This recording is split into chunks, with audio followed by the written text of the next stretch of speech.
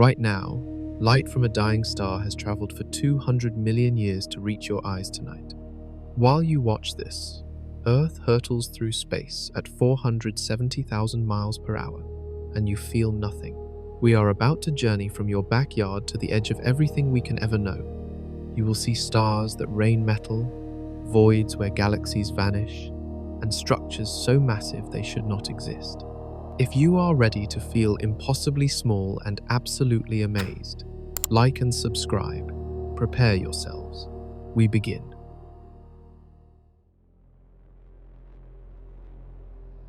Light moves faster than anything in our universe. Close your eyes and open them again. In that single blink, light traveled 186,000 miles.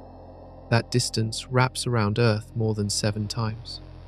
Your brain cannot process this speed because nothing in your daily life moves anywhere close to it. Every photon leaving a bulb in your room crosses the entire space in billionths of a second. The light hitting your face right now left its source so recently that the moment feels instant. But stretch that single second across space, and the numbers become staggering. While you count to 1, light races from Earth past the moon with distance to spare.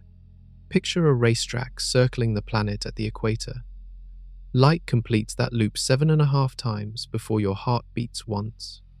The fastest jet ever built would need over 3 weeks to match what light does while you blink. Our fastest spacecraft, Voyager 1, crawls at 38,000 miles per hour. Light mocks that speed. It covers the same distance Voyager travels in 1 hour in less than 1 second. This speed sets the scale for everything beyond Earth. When you look at the moon, you see it as it was 1.25 seconds ago. The light left its surface, crossed the void, and entered your eye after a short delay. You never see the present moment of anything in space. You always see the past. Scientists measure cosmic distances using this speed. 1 light second equals 186,000 miles. 1 light minute multiplies that by 60. 1 light year explodes the number beyond easy comprehension. That single year of light travel covers almost 6 trillion miles. Everything you will discover next depends on understanding this foundation. Light sets the cosmic speed limit. Nothing with mass can ever reach it, let alone surpass it. This limit creates barriers in space that technology cannot break. The universe spreads so far that even light, racing at maximum speed forever, cannot show us everything that exists. Think about watching a lightning storm from miles away. You see the flash, then wait for thunder. Light reaches you instantly, but sound lags behind. In space, even light lags. When you observe distant objects, you witness ancient history. The farther you look, the older the view becomes. This single second of light travel contains more distance than most people cross in their entire lives. Your car moving at highway speed for 1 full year covers around 600,000 miles. Light does that in 3 seconds. The gap between human experience and cosmic scale begins right here with this single measurement. We built our first understanding of space by timing light. Scientists bounced laser beams off reflectors. Astronauts placed on the moon. They measured how long light took to make the round trip. The answer revealed the exact distance, 238,000 miles. Later, they used the same method to map distances to planets, asteroids, and eventually stars. But here is what makes this speed both beautiful and limiting. Light connects everything we can observe. Without it, we see nothing. It carries information from distant galaxies, dying stars, and ancient cosmic events. Yet its finite speed also traps us. We can only know about places where light has had time to reach us since the universe began. In 1 second, light accomplishes what seems impossible by human standards. It outruns every storm, every rocket, every natural force we know. That single second becomes the measuring stick for the cosmos. But compared to what comes next, even this incredible speed starts to feel agonizingly slow. Stand in your backyard and look up at the moon. That glowing disk appears close enough to touch. Your mind tricks you into thinking the distance might be manageable. The truth crushes that illusion immediately.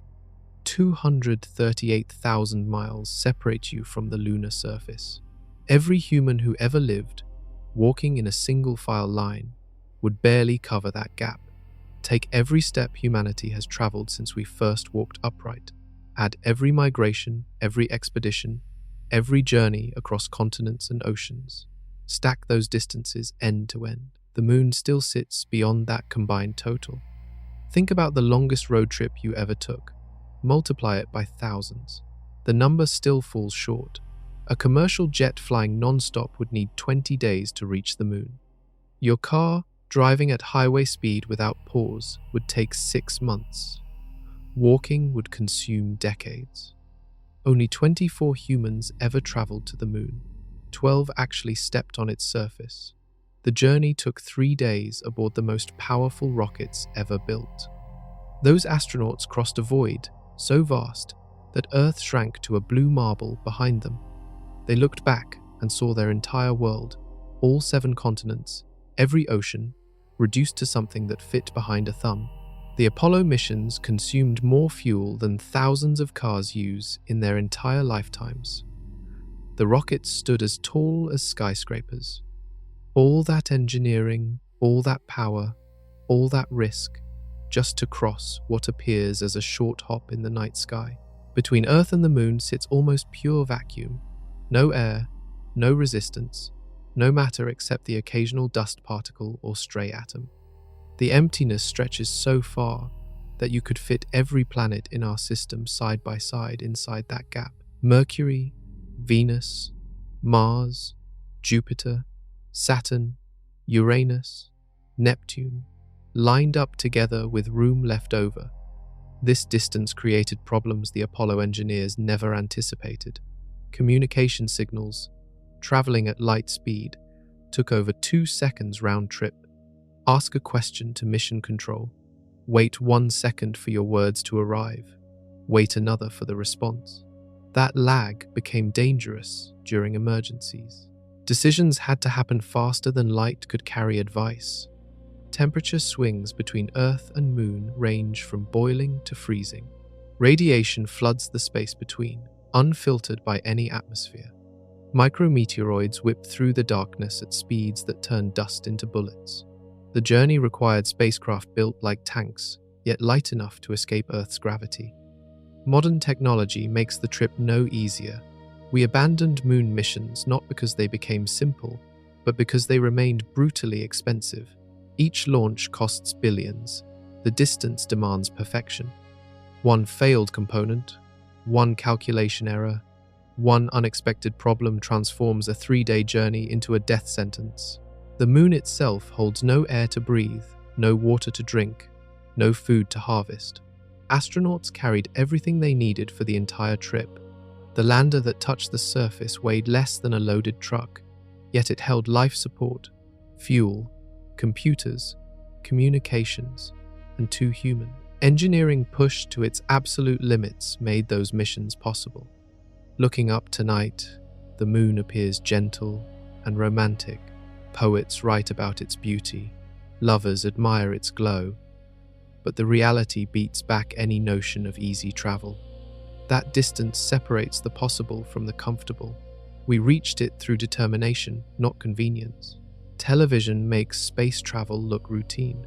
Movies show characters hopping to the moon as easily as flying to another country. The real numbers tell a different story. That gap remains so wide that fewer humans have stood on the moon than have summited Mount Everest. The mountain at least stays attached to Earth. The moon sits at our doorstep compared to everything else in space. It represents the absolute closest target beyond Earth, yet reaching it consumed the wealth and genius of a superpower at its peak. What comes next makes this distance look like a short walk down the street. Our star floods Earth with light every second of every day. You feel its warmth on your skin. You see by its glow. The energy arrives so reliably that you assume it travels instantly. That assumption hides one of space's most humbling truths. Light leaving our star takes 8 minutes and 20 seconds to reach your eyes. Right now, you see that massive nuclear furnace as it looked before you finished breakfast.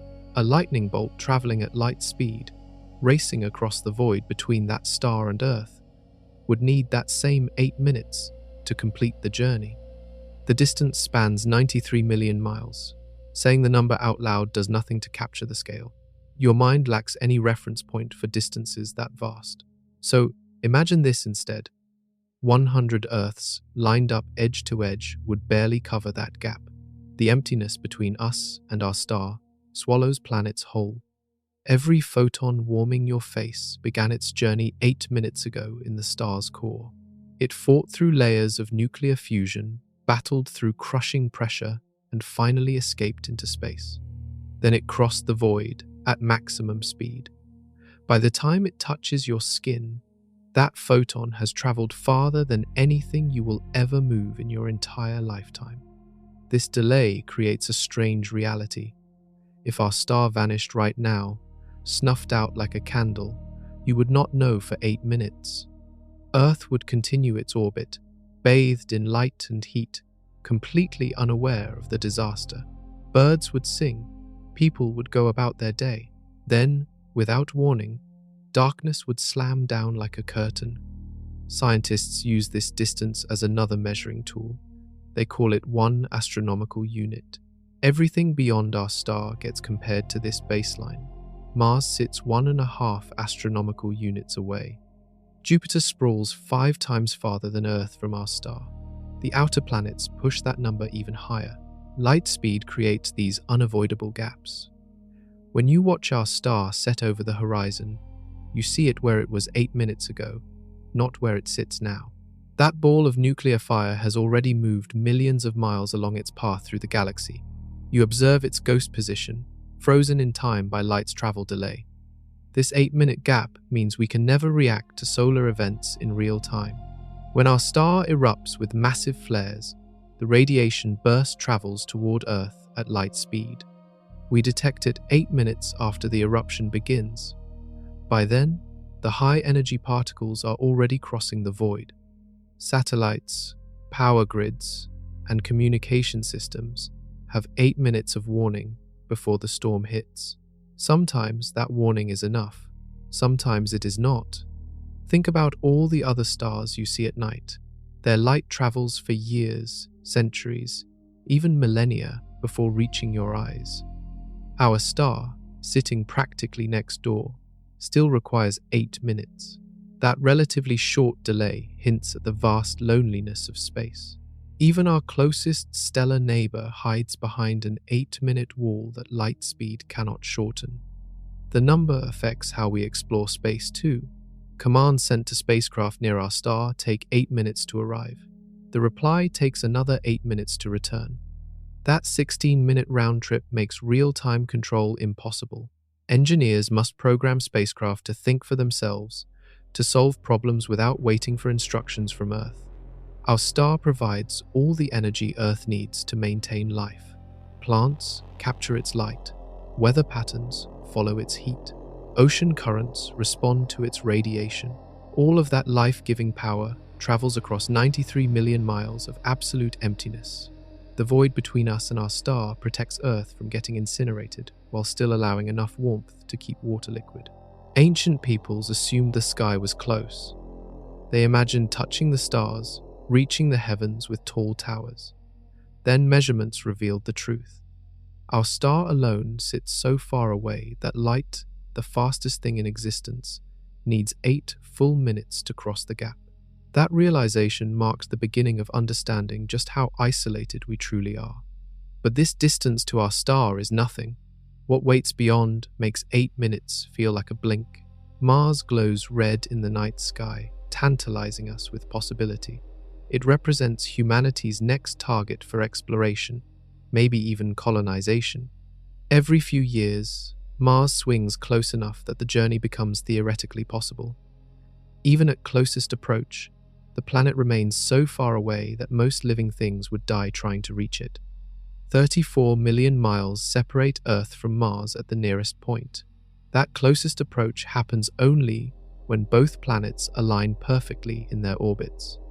Miss that window, and the distance balloons to over 250 million miles. The gap between shortest and longest routes dwarfs the distance to our moon hundreds of times over. A spacecraft traveling to Mars needs at least 6 to 9 months to complete the journey. No current engine can shorten that timeline significantly. Astronauts would float in a metal can, bombarded by radiation, watching Earth shrink behind them. Every supply must be packed before launch. Every drop of water, every meal, every breath of air calculated down to the last ounce.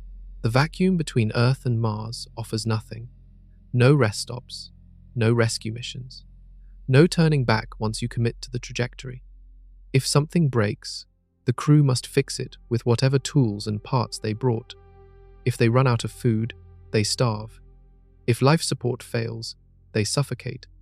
The planet grows closer, but slowly, agonizingly, across millions of miles of dead space. Radiation exposure during the flight would exceed safe levels. Without Earth's protective magnetic field, cosmic rays and solar particles tear through spacecraft walls. Prolonged exposure damages DNA, increases cancer risk, and degrades organs. We have no perfect solution yet. Every proposal adds weight, and weight requires more fuel, and more fuel costs billions. Even at closest approach, signals from Mars take between 3 and 22 minutes to reach Earth, depending on exact positions. That communication lag prevents real-time assistance. Ask for help, and you might wait 44 minutes for an answer. In an emergency, you solve the problem alone, or you die waiting for advice that arrives too late. Mars itself offers a hostile environment. The atmosphere contains mostly carbon dioxide at less than 1% of Earth's pressure. Walking on the surface without a spacesuit would kill you in seconds. Temperatures plunge to 200 degrees below zero at night. Dust storms engulf the entire planet for months, blocking visibility and coating everything in fine, toxic particles. Water exists on Mars, but locked in ice or hidden underground. Liquid water cannot survive on the surface because the air pressure is too low. It either freezes or evaporates instantly. Growing food requires shipped soil or manufactured nutrients. Building shelter demands materials shipped from Earth or processed from Martian rock. Every basic need becomes an engineering challenge. The return journey requires fuel stored on Mars or manufactured there from local resources. No gas stations exist between planets. If the return fuel is lost, contaminated, or insufficient, the crew stays on Mars forever. That risk haunts every mission plan. The distance back to Earth equals the distance traveled to arrive. The exposure, the isolation, the danger doubles for anyone attempting a round trip. Compare this to historical exploration on Earth. Sailors crossing oceans could catch fish, collect rainwater, and breathe freely. If a ship sank, swimmers might reach shore. Mars offers none of these mercies. You drift through vacuum, entirely dependent on technology that must function perfectly for months without resupply or repair. Only machines have successfully landed on Mars so far. Rovers explore the surface, sending back photos and data. They represent our eyes on another world. But these robots are not alive. They do not need food, water, or air. They feel no fear. They do not care about radiation or loneliness. Sending humans requires solving problems that robots ignore. 34 million miles at closest approach still translates to an impossible barrier for most life forms. Bacteria might survive the journey in hibernation. Tardigrades could endure the radiation. But complex organisms like us, like dogs, like plants, require constant care across that void. Mars orbits farther from our star than Earth. The journey there crosses empty space. But that emptiness contains more than just vacuum. Between Mars and Jupiter stretches something unexpected. Movies show asteroid belts as dense fields of tumbling rocks. Spaceships weave through them, dodging collisions at every turn. Pilots sweat as boulders spin past their windows. This image plants itself firmly in popular imagination. The reality reveals something far stranger and more unsettling. The asteroid belt does exist between Mars and Jupiter. Millions of rocky fragments orbit our star in that region. Some measure only a few feet across, others stretch for hundreds of miles. But the space between these rocks is vast beyond comprehension. You could fly through the asteroid belt blindfolded and likely never pass close to a single one. The belt spans roughly 200 million miles across. Think about that width. It extends farther than Earth's entire orbit. Millions of asteroids scattered across this region sound crowded until you calculate the actual density. The average distance between asteroids measures around 600,000 miles. That gap exceeds twice the distance from Earth to the Moon. If you stood on one asteroid, you might see the next one as a dim point of light. Maybe, probably not. The darkness and distance would hide most nearby rocks from view. You would float on your asteroid alone, surrounded by emptiness in every direction. The closest neighbor might sit so far away that traveling there would take months. Scientists estimated the total mass of the asteroid belt at roughly 4% of our moon's mass. All those millions of rocks combined weigh less than one small moon. Spread that tiny mass across 200 million miles of space, and the belt becomes incredibly sparse. Empty space dominates. Rock is the exception. Spacecraft crossing the asteroid belt require no special maneuvering. They fly straight through on predetermined paths. Mission control does not scramble to avoid collisions. The odds of randomly hitting an asteroid approach zero. Only when missions specifically target an asteroid for study do engineers plot careful intercept courses. Finding these rocks in all that space requires precision, not luck. This emptiness makes the asteroid belt less a barrier and more a distributed cloud of debris. Our star's gravity keeps the rocks orbiting in roughly the same plane.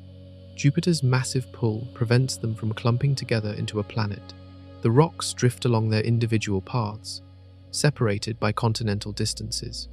Some asteroids follow elongated orbits that bring them close to Earth. These near-Earth asteroids occasionally make headlines when their paths intersect our planet's orbit. Even then, space is so vast that most pass millions of miles away. Direct impacts remain rare. The universe provides plenty of room for everything to miss everything else.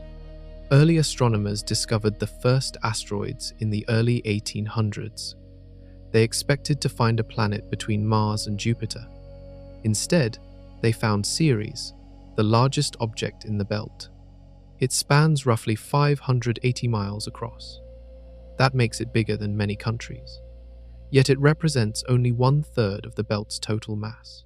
Every other asteroid combined barely equals Ceres twice over. The gaps between asteroids mean that mining them poses unique challenges.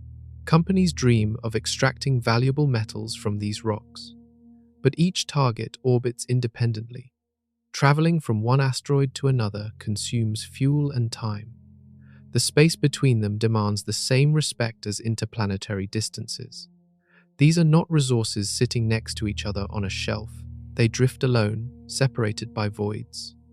This sparse reality teaches us something important about space. Even in regions we call crowded, emptiness rules. The asteroid belt contains millions of objects and remains almost entirely vacant. Density in space operates on scales that human intuition cannot grasp. What looks full is mostly void. The belt also demonstrates how much room exists in our system. Planets orbit in relatively flat plane, but the distances between them dwarf their sizes. Gravitational influence reaches far, but solid matter occupies almost nothing. We imagine space as filled with objects. The truth shows us ocean-like emptiness with islands scattered impossibly far apart.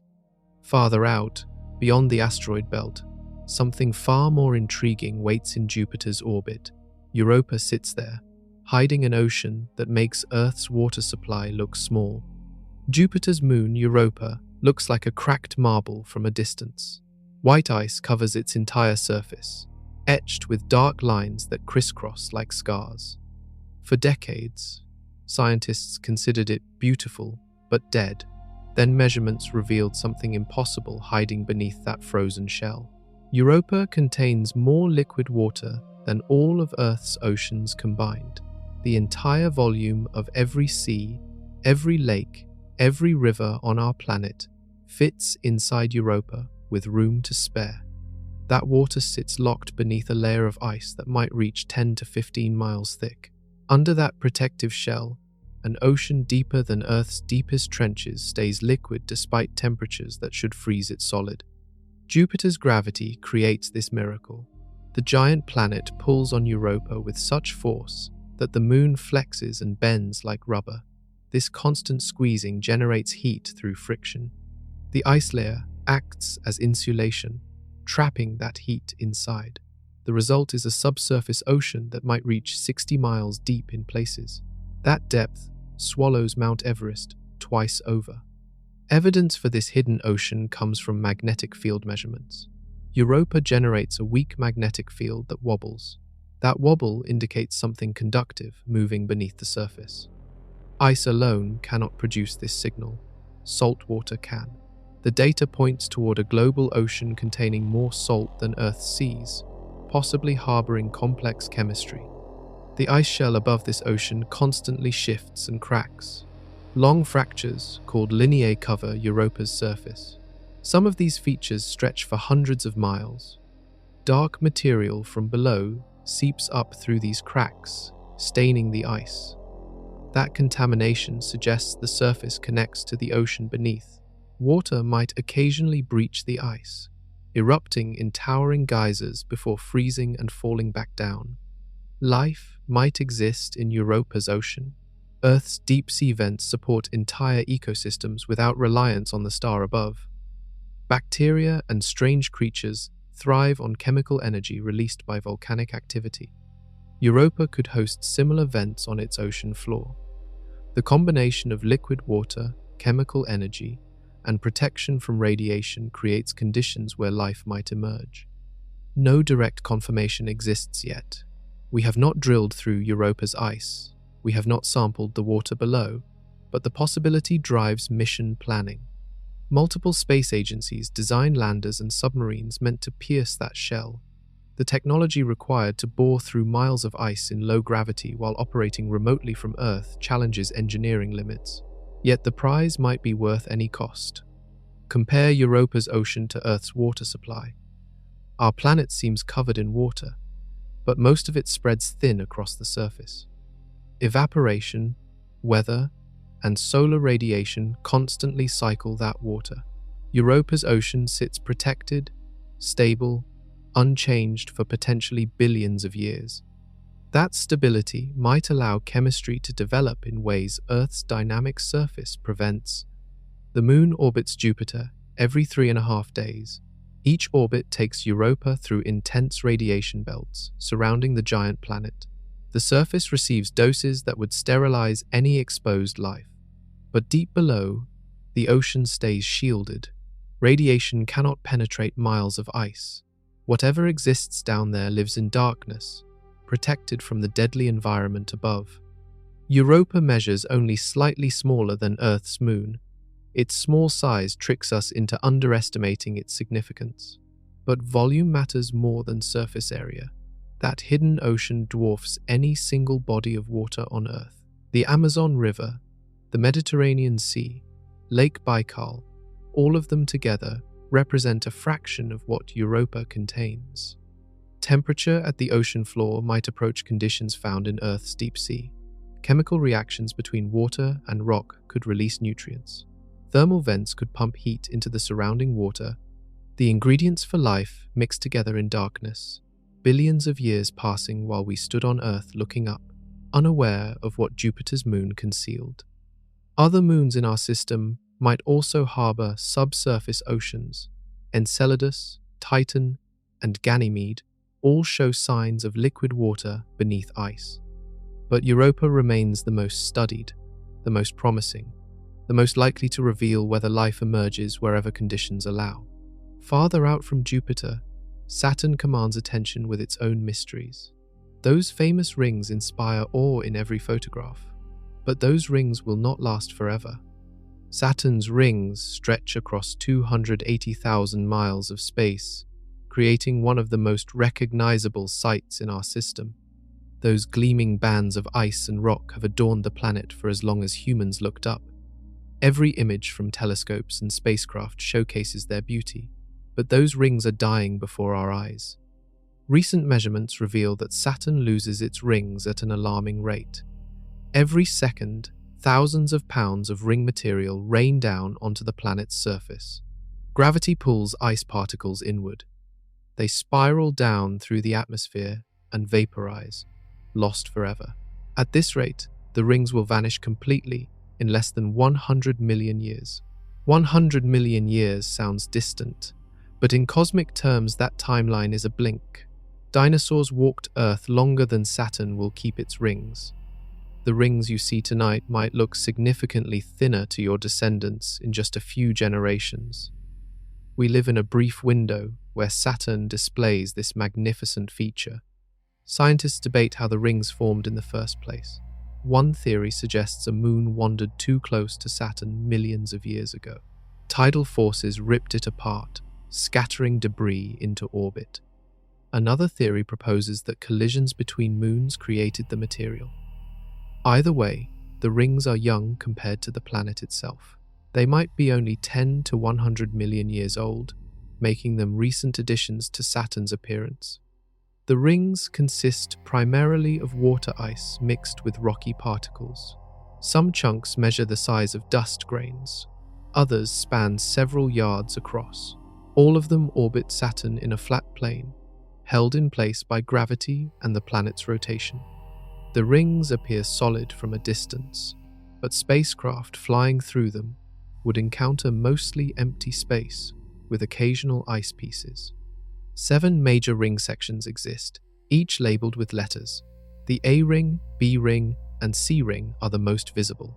Gaps between rings create dark bands where shepherd moons have cleared out material. These moons orbit within or near the rings, using their gravity to sculpt edges and maintain gaps. Without these shepherd moons, the rings would spread and blur over time. The rings shine bright because ice reflects starlight. Saturn itself appears dim and yellowish, but its rings dazzle with reflected brilliance. That brightness makes the rings visible from Earth through amateur telescopes. For centuries, observers admired Saturn's handles, as early astronomers called them. Only later did better optics reveal the true nature of these structures. Saturn's magnetic field drags charged particles from the rings. These particles follow magnetic field lines down into the planet's atmosphere. The process creates a ring rain that steadily drains mass. Spacecraft have detected this rain directly. They measured the flow rate and calculated how long the rings could survive. The answer shocked researchers. The rings are temporary, fading faster than anyone expected. Think about what this means. Every civilization that looks up at Saturn from now until the rings vanish will see them slightly different. Your grandchildren might see noticeably thinner bands. Their grandchildren might need powerful telescopes to detect remnants.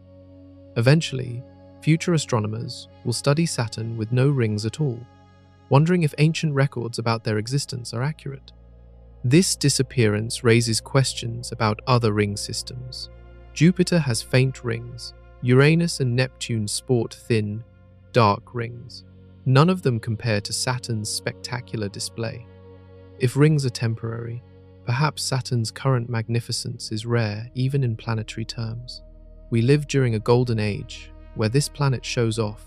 The rings span from 4,000 miles above Saturn's clouds to over 80,000 miles out. That thickness provides volume, but the rings themselves are incredibly thin. In many places, they measure only about 30 feet from top to bottom. Imagine a disk of ice 280,000 miles wide and thinner than a 10-story building. That fragility contributes to their impermanence. Gravity constantly wars with the forces holding rings together. Over time, gravity wins. Particles drift inward, Collisions scatter material. Magnetic fields drain charged particles. The system slowly unravels. Saturn cannot hold these rings forever. The planet's gravity ensures their destruction. Future generations might envy us. We see Saturn at its most beautiful, crowned with rings that catch starlight and inspire wonder. That crown slips away, falling into the planet piece by piece. Beyond Saturn, past the orbits of Uranus and Neptune, the Kuiper Belt extends the system farther than most people imagine. Beyond Neptune, where starlight dims and temperatures plunge to near absolute zero, a vast region of frozen objects circles our star. The Kuiper Belt stretches across billions of miles, extending roughly 30 times farther from our star than Earth orbits. That distance places it so far out that our star appears as just a bright point of light, no larger than any other star in the sky. This belt contains millions of icy bodies left over from when our system formed. They orbit in the cold darkness, never warming enough to melt. These objects range from small rocks to dwarf planets, measuring hundreds of miles across. Pluto resides here, demoted from planetary status, but still dominating its neighborhood through sheer size. The Kuiper Belt begins around 30 times Earth's distance from our star and extends outward to 50 times that distance. That width spans billions of miles of space, making the asteroid belt look small by comparison. The sheer volume of this region dwarfs anything closer to our star, yet it remains incredibly sparse. Like the asteroid belt, distance between objects measures in millions of miles. These frozen bodies consist mostly of ice, frozen methane, frozen ammonia, and rock. They represent the building blocks of planets, materials that never clump together into something larger. When the giant planets formed closer to our star, their gravity scattered debris outward. That debris settled into the Kuiper Belt, where it has orbited ever since. Some Kuiper Belt objects follow elliptical paths that bring them closer to our star periodically. When they approach, solar radiation heats their surfaces. Ice sublimates directly into gas, creating tails that we see as comets. Every comet you have ever seen originated from either the Kuiper Belt or the Oort cloud farther out. These visitors from the outer system provide glimpses of what exists in the deep freeze beyond the planets. Discovering the Kuiper Belt required patience and powerful telescopes. The region is so far away, and its objects reflect so little light that detecting them challenges even modern instruments. Astronomers predicted its existence based on mathematical models, then spent decades searching. The first confirmed Kuiper Belt object beyond Pluto was found in 1992. Since then, thousands more have been catalogued. Temperature in the Kuiper Belt hovers around -370 degrees. At those temperatures, almost everything freezes solid. Chemistry slows to a near halt. Time moves differently here. Objects remain unchanged for billions of years. The frozen bodies we see today look almost identical to how they appeared when our system was young. Our star's light takes over 4 hours to reach the inner edge of the Kuiper Belt. That means any object there sees our star as it was 4 hours ago. The farther out you go, the longer the light delay.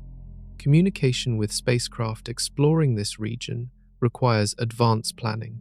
Send a command, wait hours for it to arrive, then wait hours more for confirmation.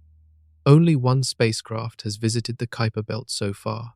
New Horizons flew past Pluto in 2015, then continued onward to encounter Arakoth, a smaller object deeper in the belt.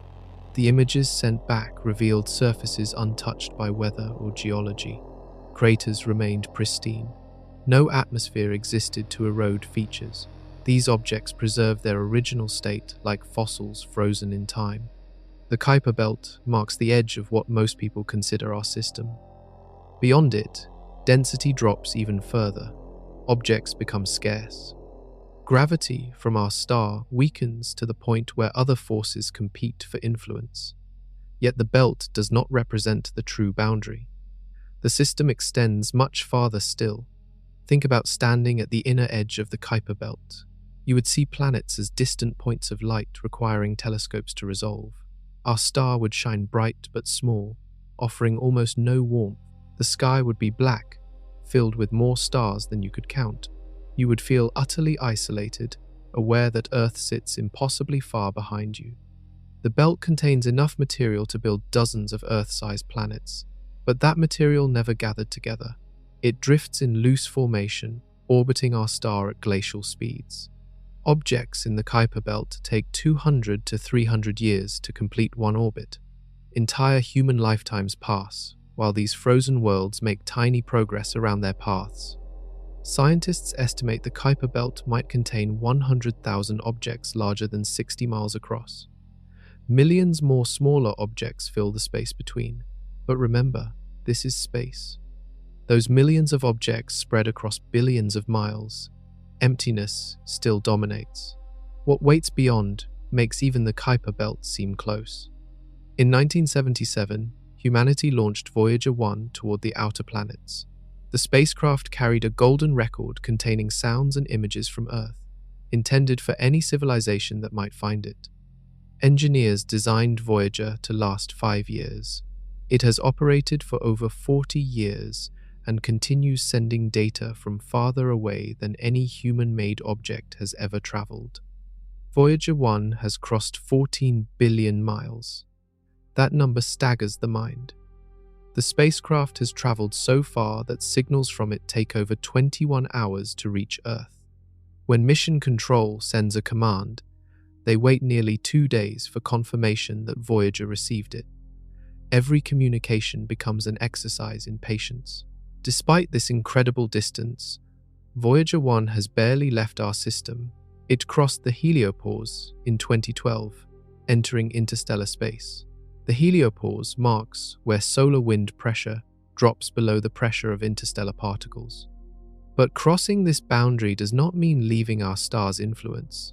Gravity reaches much farther than wind. Our star's gravitational influence extends thousands of times farther than Voyager has traveled. The Oort cloud, a spherical shell of icy objects surrounding our entire system, reaches perhaps 100,000 times Earth's distance from our star. Voyager would need 30,000 years at its current speed to reach the Oort cloud's inner edge. Escaping completely might take 300,000 years. Think about what this means. We launched our fastest spacecraft during the lifetime of people still alive today. That spacecraft has raced through space for over 4 decades without stopping. It has passed every planet, left all the familiar objects of our system behind, and crossed into the space between stars. Yet it remains trapped in our star's gravitational well, with millennia still ahead before it truly breaks free. Voyager moves at roughly 38,000 miles per hour. Nothing slows it down. No air resistance exists in space. It coasts on momentum gained from Earth's rotation, its launch rocket, and gravity assists from Jupiter and Saturn. That speed seems incredible until you compare it to the distances involved. At this rate, Voyager would need over 70,000 years to reach the nearest star system.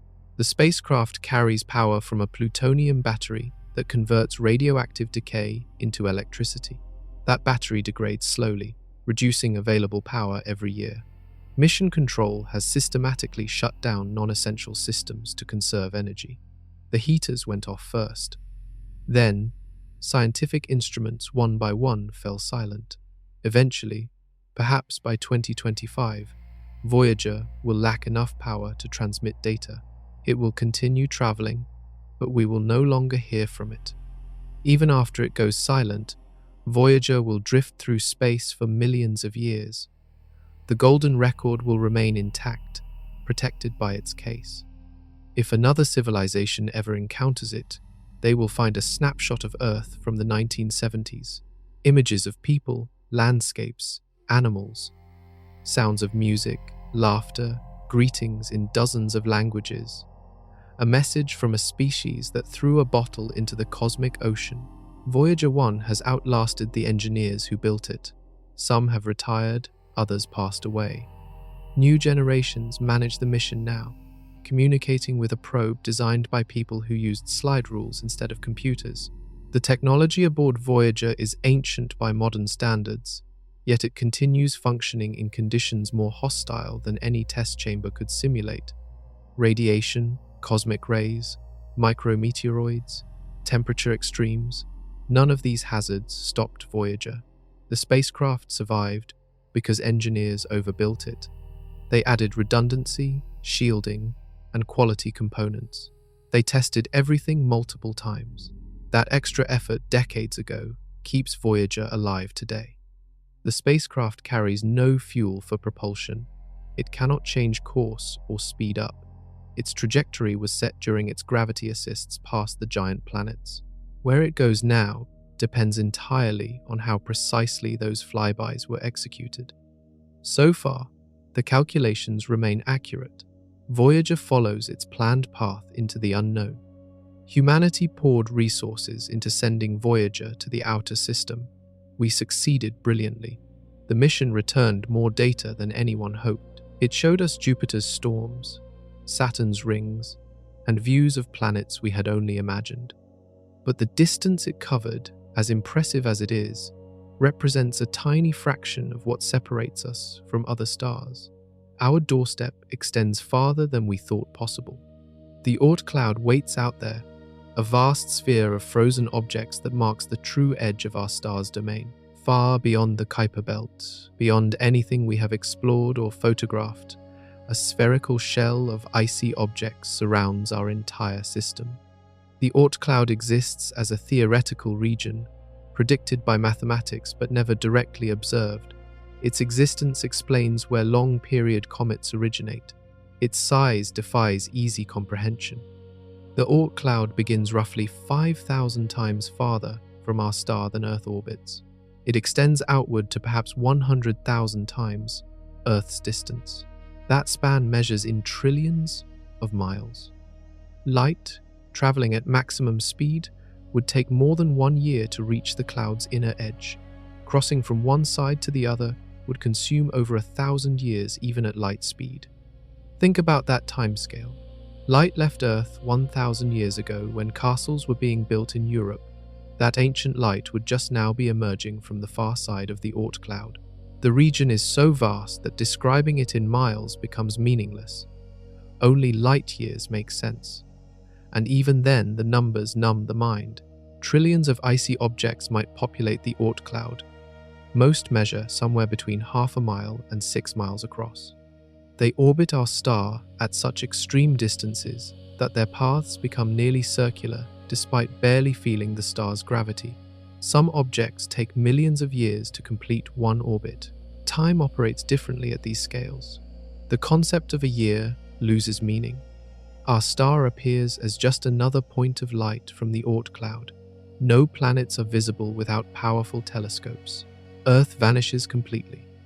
Anyone standing on an Oort cloud object would see only stars in every direction. The familiar shapes of our system would be gone. Darkness and cold rule this region, absolutely.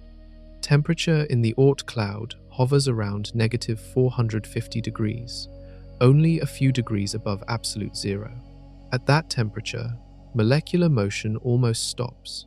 Chemical reactions cannot occur. Nothing melts, nothing evaporates, nothing changes. These objects exist in a frozen state that might preserve conditions from when our system formed billions of years ago.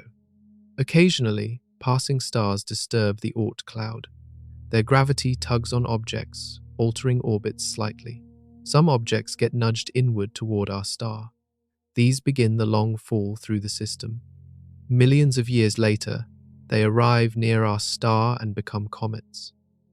The tails we see are ice vaporizing under starlight. By the time a comet appears in our sky, it has traveled farther than Voyager and taken longer than recorded history. No spacecraft has ever come close to reaching the Oort cloud. Voyager 1, humanity's most distant probe, would need 30,000 years to reach the inner edge.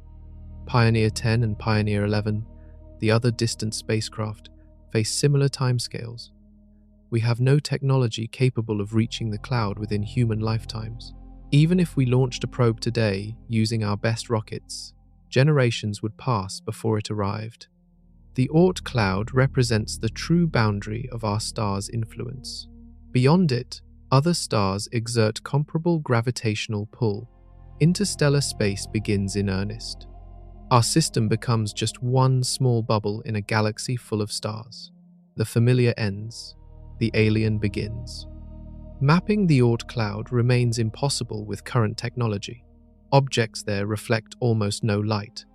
They are too small, too dark, and too distant to detect directly. We infer their existence from comet trajectories and mathematical models, but direct observation may never happen. The cloud might remain forever theoretical, accepted on faith rather than evidence. Consider the volume of space the Oort cloud occupies. If our system were the size of a coin, the Oort cloud would extend beyond a football field in all directions. The distances involved make the planets seem crowded by comparison. Everything familiar to us, every planet, moon, asteroid, occupies a tiny region at the center. The Oort cloud dwarfs all of it. Our star formed from a collapsing cloud of gas and dust. The Oort cloud objects are leftovers from that formation process, flung outward by gravitational interactions. They settled into stable orbits at the very edge of our star's gravitational reach. They will remain there until other stars disturb them, or our star dies billions of years from now. Beyond the Oort cloud, true interstellar space stretches in every direction. The nearest star system waits across a void that makes everything we have discussed seem trivial. Alpha Centauri shines in the southern sky as one of the brightest stars visible from Earth. It appears as a single point to the naked eye, but telescopes reveal it as a system of 3 stars orbiting each other. This stellar neighborhood sits closer to us than any other star system. That proximity does nothing to make the journey manageable. 25 trillion miles separate us from Alpha Centauri. Light takes 4.3 years to cross that gap. That makes Alpha Centauri our nearest stellar neighbor. Yet the distance remains so vast that conventional spacecraft would need tens of thousands of years to arrive. Voyager 1, traveling at 38,000 miles per hour, would require over 70,000 years to reach it. Human generations span roughly 25 to 30 years. In 70,000 years, between 2,000 and 3,000 generations would pass. Imagine launching a spacecraft today knowing your descendants 2,000 generations later might see it arrive. The Great Pyramids were built only 200 generations ago. Written language emerged 300 generations back. Modern humans existed for maybe 10,000 generations total. A journey to Alpha Centauri requires rethinking what space travel means. No one alive at launch would live to see arrival. No one's children, or grandchildren, or great-grandchildren to any degree would witness the destination. The mission would outlast civilizations. Languages would evolve and die. Technologies would be invented, become obsolete, and be forgotten. The spacecraft would continue its silent journey through all of it. Engineers have proposed generation ships, massive vessels designed to support entire communities for millennia. People would be born, live, and die aboard these ships. Multiple generations would exist only in transit, never knowing Earth except through stories and records. The psychological challenges alone seem insurmountable. How do you maintain culture, purpose, and mental health across thousands of years in a closed system? Other proposals suggest suspended animation or frozen embryos. Put passengers in stasis, wake them on arrival, store genetic material and artificial wombs, grow people at the destination. These solutions avoid the generation ship problem but introduce new ones. What happens if the technology fails? Can stasis be maintained for tens of thousands of years? Will anyone remember how to revive the passengers? Speed is the fundamental problem. Getting to Alpha Centauri in human lifetimes requires accelerating to significant fractions of light speed. But accelerating mass to those velocities demands energy that exceeds anything we can currently produce. Even a small spacecraft weighing a few tons would need power equivalent to detonating multiple nuclear bombs just to reach 10% of light speed. Breakthrough Starshot, a modern proposal, suggests using powerful lasers to push tiny light sail probes toward Alpha Centauri. These probes would weigh only grams, carry minimal instruments, and rely on laser beams from Earth to accelerate them. Even this optimistic design estimates 20 to 30 years for the journey, but the probes could not slow down. They would scream past Alpha Centauri at tremendous speed, gathering data for only a brief window before disappearing into deep space. Alpha Centauri itself consists of 3 stars. Alpha Centauri A and B orbit each other, forming a binary pair. Proxima Centauri, a dim red dwarf, orbits the binary pair at a great distance. Proxima sits slightly closer to us than its companions, making it technically our nearest stellar neighbor, but the difference amounts to mere weeks at light speed. For practical purposes, the system acts as one target. Proxima Centauri hosts at least one confirmed planet, Proxima b, orbiting within the star's habitable zone. Liquid water could theoretically exist on its surface, but Proxima is a red dwarf prone to violent flares. These eruptions bathe the planet in radiation. Life, if it exists there, would face challenges Earth life never encountered. Still, the possibility drives interest. Our nearest potentially habitable world waits at the edge of what we might reach with technology that does not yet exist. The void between our star and Alpha Centauri contains almost nothing. No rest stops, no resources, just vacuum, stray hydrogen atoms, and cosmic rays. Any spacecraft making the journey would be utterly alone for the duration. If something broke, no repair mission could help. The crew would solve problems themselves or fail. Earth would be too far away to offer anything but sympathy, delayed by years. Standing on Earth and looking toward Alpha Centauri, you see the system as it was 4.3 years ago. The light entering your eye left those stars before the previous presidential election. Events happening there right now will not be visible until years from now. Distance creates a time barrier that technology cannot overcome. Even messages travel at light speed, limited by physics. But Alpha Centauri, impossibly far as it is, represents only one star among billions. Others sit much farther away, across voids that make this journey look easy. Betelgeuse blazes red in the constellation Orion, visible from Earth as one of the brightest stars in the night sky. This red supergiant sits roughly 550 light-years away. The light you see tonight left that star 550 years ago, around the time Columbus sailed to the Americas.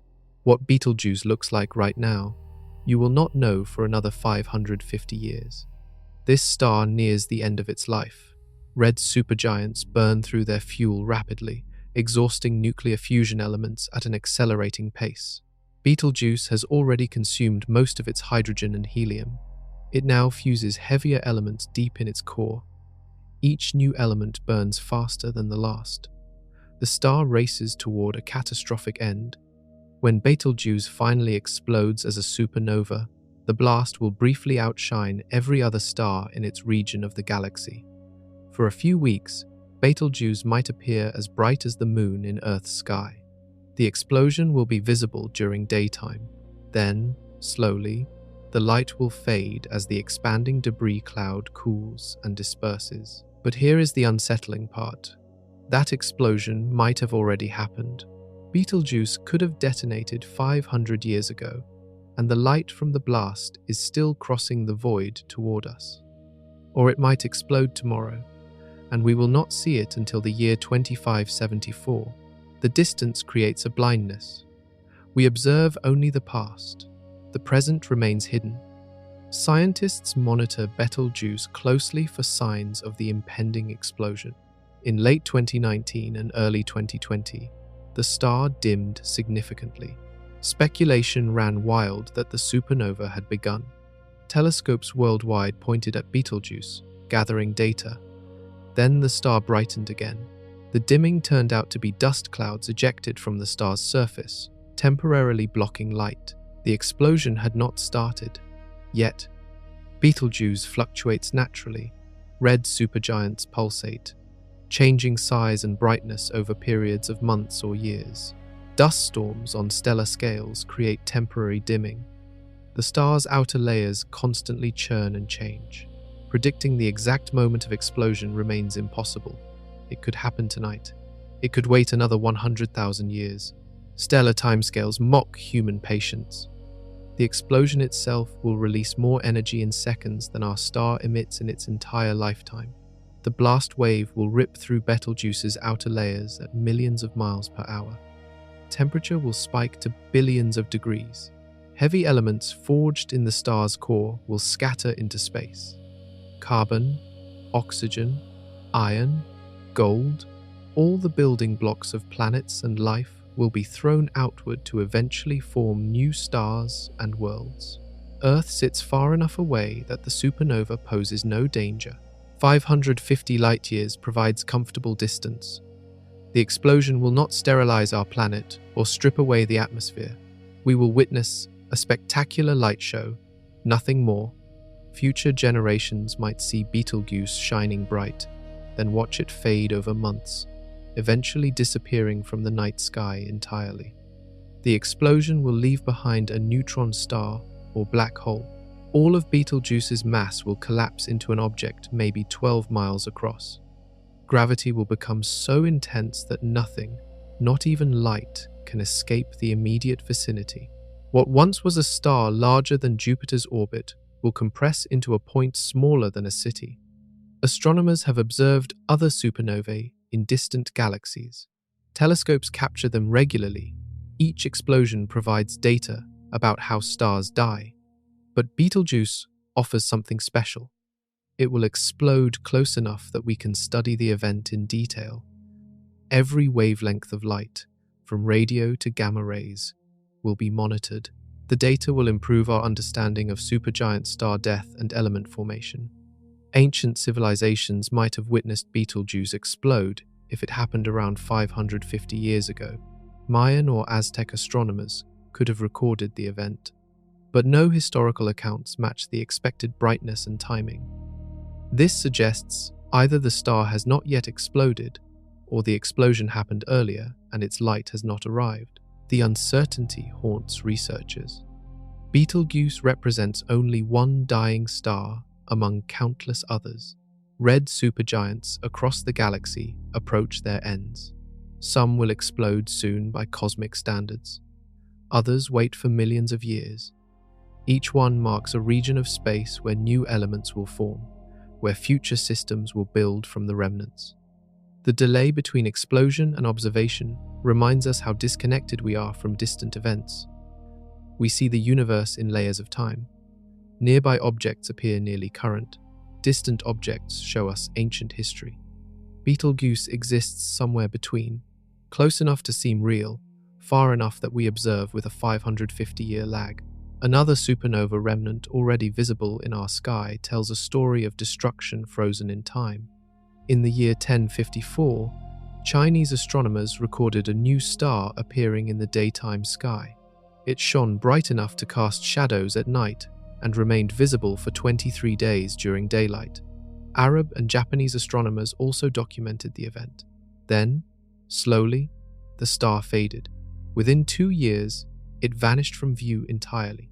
No one knew what they had witnessed. Nearly 700 years later, astronomers using telescopes discovered a strange, glowing cloud in the same region of sky. The cloud had an irregular shape with filaments stretching outward like tentacles. They named it the Crab Nebula because early drawings vaguely resembled a crab. That cloud turned out to be the remains of the star that exploded in 1054. The Crab Nebula sits roughly 6,500 light-years from Earth. The supernova that created it actually occurred 6,500 years before 1054. The explosion happened around 5,500 years before humans built the pyramids. But light from the blast took 6,500 years to cross space. When it finally arrived in 1054, people on Earth saw a star die in real time, watching an event that finished thousands of years earlier. The nebula continues expanding today. The explosion hurled gas and debris outward at millions of miles per hour. That material has now spread across 11 light-years of space and keeps moving. The cloud grows larger every year, visible even in amateur telescopes. By measuring its expansion rate and working backward, astronomers confirmed the explosion date matches historical records. At the center of the Crab Nebula sits something stranger than the explosion itself. A pulsar, the crushed core of the dead star, spins 30 times per second. This neutron star contains more mass than our star compressed into a sphere only 12 miles across. Gravity on its surface exceeds anything found on Earth by factors of billions. A teaspoon of neutron star material would weigh as much as a mountain. The pulsar emits beams of radiation from its magnetic poles. As it spins, these beams sweep across space like lighthouse beams. Earth sits in the path of one beam, so we detect a pulse 30 times every second. The regularity is so precise that early astronomers thought they might be receiving signals from an alien civilization. The truth proved even more incredible. They had discovered a new type of stellar remnant. The Crab pulsar powers the entire nebula. Its intense magnetic field and rapid rotation generate massive amounts of energy. That energy pumps into the surrounding gas, making it glow. Without the pulsar's energy, the nebula would fade over time. Instead, it remains one of the brightest objects of its type in our galaxy. Filaments within the nebula contain heavy elements forged in the star before it exploded. Oxygen, silicon, sulfur, and iron spread through the cloud. These elements will eventually mix with interstellar gas. Future stars will form from that enriched material. Planets might coalesce around those stars. Life could emerge on those planets, built from atoms created in the Crab Nebula supernova. The nebula glows in multiple wavelengths. Visible light reveals red and blue filaments. X-rays show the pulsar and its wind of high-energy particles. Radio waves map the magnetic fields threading through the gas. Each wavelength reveals different aspects of the explosion and its aftermath. Astronomers combine these views to build a complete picture of what happens when a massive star dies. Comparing photographs taken decades apart shows the nebula's expansion clearly. Filaments stretch farther, the cloud grows, the pulsar remains at the center, barely moving, while debris races outward. The explosion released so much energy that the expanding gas will continue for thousands of years before slowing significantly. Other supernova remnants exist throughout our galaxy. Some are older than the Crab Nebula, their expanding shells now faint and stretched thin. Others are younger, still glowing bright from recent explosions. Each one marks a spot where a massive star exhausted its fuel and collapsed. Each one enriches the galaxy with heavy elements. Each one demonstrates the violent cycles of stellar life. The Crab Nebula offers a snapshot of destruction frozen in time. The star that exploded finished dying millennia ago, but the light and debris still spread outward. We observe the event in progress, watching an explosion unfold across centuries. What looks violent to us already happened in the distant past. Time and space twist together, making now and then difficult to separate. While some regions of space show death and destruction, others reveal birth on an equally massive scale. Deep in the Orion Nebula, 1,700 light-years from Earth, gas and dust collapse under their own gravity. This stellar nursery stretches 24 light-years across, glowing with the light of newborn stars. Thousands of stars form inside this cloud. While you watch over a human lifetime, new stars ignite. The process continues constantly, turning ancient material into fresh, stellar furnaces. Stellar nurseries begin as cold, dark molecular clouds. Hydrogen gas and dust particles float together, held loosely by mutual gravity. Something triggers collapse. Perhaps a nearby supernova sends a shockwave through the cloud. Perhaps two clouds collide. Whatever the cause, regions within the cloud begin contracting. As gas falls inward, it heats up. Friction between particles converts gravitational energy into thermal energy. The center of the collapsing region grows hotter and denser. Pressure builds. Eventually, temperature and pressure reach the point where hydrogen atoms fuse into helium. Nuclear fusion ignites. A star is born. The process takes millions of years for large stars, longer for small ones. But stellar nurseries contain hundreds or thousands of collapsing regions simultaneously. While one star forms slowly, others reach ignition. The nursery produces stars on an assembly line. New lights appear in the cloud constantly. Young stars blast their surroundings with intense radiation and powerful winds. This energy carves out cavities in the surrounding gas. The cloud begins to glow, illuminated from within by its newborn stars. Hubble Space Telescope images of stellar nurseries show intricate structures. Pillars of gas resist erosion. Cavities expand where young stars have cleared space. Shock waves ripple through the cloud. The Eagle Nebula contains one of the most famous stellar nurseries. The Pillars of Creation, photographed by Hubble, show towering columns of gas where stars currently form. Each pillar stretches several light years long. At their tips, dense knots of material collapse into new stars. The pillars themselves slowly evaporate as nearby massive stars blast them with radiation. Not all collapsing regions successfully form stars. Some lack enough mass. They become brown dwarfs, failed stars too small to sustain fusion. Others form in binary or multiple star systems, sharing material and orbits. The variety of outcomes depends on local conditions within the nursery. Mass, rotation, magnetic fields, and nearby objects all influence how stars develop. Material left over from star formation often forms planets. Dust particles in the disk surrounding a young star stick together through static electricity and gentle collisions. These clumps grow into pebbles, then boulders, then planetesimals. Eventually, planets coalesce from the debris. Our own system formed this way roughly 4.5 billion years ago in a nursery long since dispersed. Astronomers observe stellar nurseries across the galaxy. Some lie nearby, easily studied with telescopes. Others hide behind dust clouds that block visible light.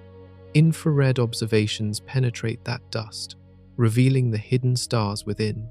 Radio telescopes map the gas molecules. Each wavelength provides different information about star formation. The Carina Nebula, 8,500 light-years away, hosts some of the most massive stars ever discovered. These giants formed recently in cosmic terms, within the last few million years. They burn incredibly bright and will exhaust their fuel within 10 million years. Smaller stars form alongside them, destined to outlive the giants by billions of years. Star formation enriches the galaxy.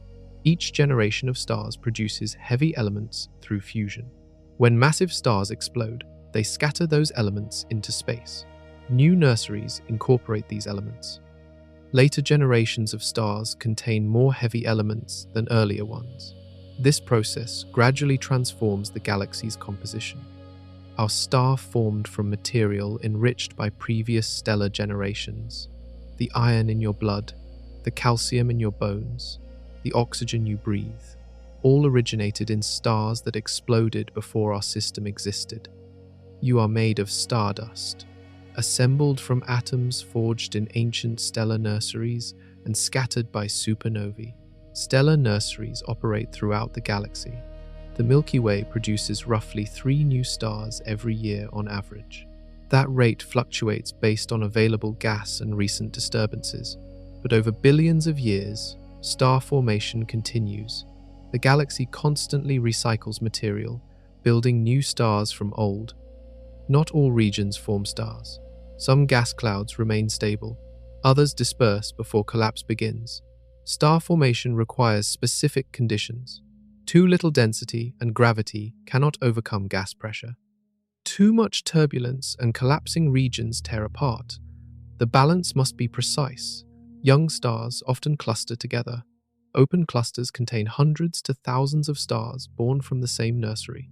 These stars share similar ages and compositions. Over time, gravitational interactions disperse the cluster. Stars drift apart, eventually spreading across the galaxy. But for millions of years, they remain together, siblings from the same stellar family. The process playing out in stellar nurseries connects to everything that comes after. Stars power galaxies. They create heavy elements. They host planets. They make life possible. Without star formation, galaxies would dim and die. The universe would darken as existing stars exhausted their fuel. At the heart of our galaxy, where millions of stars orbit in a dense cluster, something far more powerful than any star commands attention. 26,000 light-years from Earth, at the exact center of the Milky Way, a supermassive black hole lurks. Sagittarius A star contains 4 million times the mass of our star, compressed into a region smaller than our star's orbit. Gravity near this monster becomes so intense that space itself warps dramatically. Matter, falling toward it, accelerates to significant fractions of light speed before crossing the event horizon and disappearing forever. You cannot see a black hole directly. No light escapes once matter crosses the event horizon, but you can observe the effects. Stars orbit Sagittarius A star at tremendous speeds. Astronomers have tracked individual stars circling the black hole for decades. These stars move so fast that their motion becomes visible over just a few years. One star, designated S2, orbits the black hole every 16 years. At closest approach, it reaches 5% of light speed. Watching S2 orbit Sagittarius A star confirms Einstein's predictions about gravity. The star's path curves more sharply than Newton's laws predict. Space warps near the black hole, bending the star's trajectory. Light from the star shifts to redder wavelengths as it climbs out of the gravitational well. These observations prove that supermassive black holes exist and behave exactly as theory predicts. The black hole occasionally feeds. Gas and dust drift too close, pulled by gravity. As material spirals inward, friction heats it to millions of degrees. The superheated gas emits X-rays and radio waves before crossing the event horizon. Telescopes detect these emissions as flares lasting minutes to hours. Between feeding events, Sagittarius A star remains relatively quiet, but the black hole never stops pulling. Anything that wanders too close will eventually fall in. Stars venture dangerously near the black hole. Some pass within a few billion miles of the event horizon. Tidal forces at that distance stretch objects vertically while crushing them horizontally. A star, unlucky enough to pass too close, would be torn apart by these tidal forces. The debris would form an accretion disk around the black hole, gradually spiraling inward and disappearing. The Event Horizon Telescope captured the first image of Sagittarius A star's shadow in 2022. Multiple radio telescopes across Earth combined their observations to create a telescope effectively the size of the planet. The image showed a dark circle surrounded by glowing matter. That dark circle marks the event horizon, the point of no return. Anything crossing it can never escape, never send information back, never return. The event horizon of Sagittarius A star measures roughly 15 million miles across. That sounds large until you remember it contains 4 million stellar masses. The density exceeds comprehension. All that mass compressed into such a small volume creates a gravitational field so strong that physics begins to break down. Time slows near the event horizon. Space curves back on itself. Quantum effects dominate at scales where general relativity predicts singularities. How supermassive black holes form remains partially mysterious. They might grow from smaller black holes that merge and accumulate matter. They might form directly from collapsing gas clouds in the early universe. Evidence suggests they existed when galaxies were young, perhaps even before galaxies fully formed. Their presence might have helped galaxies develop structure by providing gravitational anchors. Nearly every large galaxy contains a supermassive black hole at its center. Some exceed billions of times our star's mass. These monsters dominate their galactic cores, influencing star formation and gas dynamics across thousands of light years. Their gravity helps shape galaxy evolution over billions of years. Sagittarius A star remains relatively quiet compared to other galactic centers. Some supermassive black holes devour matter constantly, creating brilliant quasars visible across billions of light years. These active galactic nuclei outshine their entire galaxies. Sagittarius A star feeds sporadically, producing occasional flares but no sustained emission. Our galaxy's black hole sits dormant most of the time. The black hole does not suck everything nearby into oblivion. Objects in stable orbits remain safe. The Milky Way's stars orbit the galactic center without spiraling inward. Only material that loses angular momentum or passes too close faces destruction. The black hole influences the galaxy's structure, but it does not actively hunt down distant objects. Light from stars near Sagittarius A star takes 26,000 years to reach Earth. We see the galactic center as it was when Neanderthals walked Europe. The stars orbiting there right now follow paths we will not observe until 26,000 years from now. Distance creates this delay, forcing us to study the past while the present remains hidden. Understanding what happens inside the event horizon requires physics we do not yet possess. General relativity predicts singularities where density becomes infinite. Quantum mechanics suggests something else might occur. The two theories conflict at the scales where black holes compress matter. Resolving this conflict remains one of physics' great challenges. Our entire galaxy orbits around Sagittarius A star. Hundreds of billions of stars follow vast curved paths through space, held together by mutual gravity with the black hole at the center. Right now, Earth races through space at speeds that dwarf any velocity you have experienced. Our planet orbits our star at 67,000 miles per hour. Our star orbits the galactic center at 490,000 miles per hour. You feel none of this motion, no wind, no resistance, just smooth gliding through vacuum while the galaxy rotates beneath us. The Milky Way spans 100,000 light-years from edge to edge. Our star sits 26,000 light-years from the center, about halfway out in a spiral arm. At our current speed, we complete one orbit around the galactic core every 230 million years. The last time Earth occupied this spot in the galaxy, dinosaurs had not yet evolved. Reptiles were just beginning to dominate the land. 230 million years is called a galactic year or cosmic year. Earth has completed roughly 20 galactic years since it formed. Each orbit takes our star on a vast circuit through space, passing near other stars and gas clouds. Sometimes these encounters trigger star formation. Sometimes they disrupt planetary systems. The galaxy constantly churns and reorganizes itself. Our star moves relative to nearby stars. While we all orbit the galactic center, each star follows a slightly different path at a slightly different speed. Stars pass each other like cars on a highway, some overtaking us while we overtake others. The relative motion creates a complex dance that plays out over millions of years. The spiral arms we see in the Milky Way are not fixed structures. They represent density waves moving through the galaxy. Stars and gas enter the spiral arms, slow down slightly due to increased density, then exit on the other side. The arms themselves rotate more slowly than individual stars. This creates the spiral pattern without requiring matter to stay locked in place. Our star entered a spiral arm roughly 10 million years ago. We will exit it in about 10 million more years.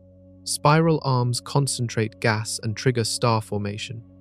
While we transit through, the density of nearby objects increases slightly, but space remains mostly empty even in these denser regions.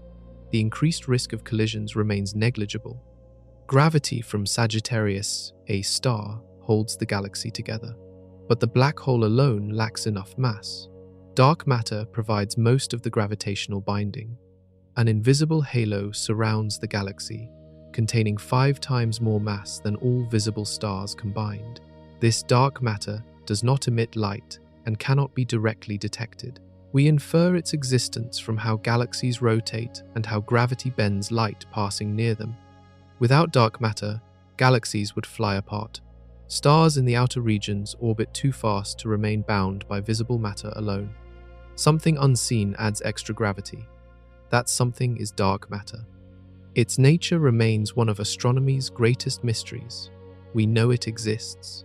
We measure its effects. But we do not know what particles or fields comprise it. The galaxy rotates differentially. Inner regions complete orbits faster than outer regions. This differential rotation wins the spiral arms tighter over time. Eventually, the arms would blur and disappear if nothing counteracted the process. Density waves and gravitational interactions with nearby galaxies maintain the spiral structure despite this winding effect. Other galaxies orbit outside the Milky Way. Dozens of small dwarf galaxies circle our galaxy like moons around a planet. The Magellanic Clouds, visible from the southern hemisphere, are 2 such satellites. They orbit the Milky Way, held by gravity, slowly being torn apart by tidal forces. Eventually, they will merge with us, adding their stars to the galactic population. The galaxy moves through space as a whole. It falls toward the Virgo cluster, an enormous collection of galaxies.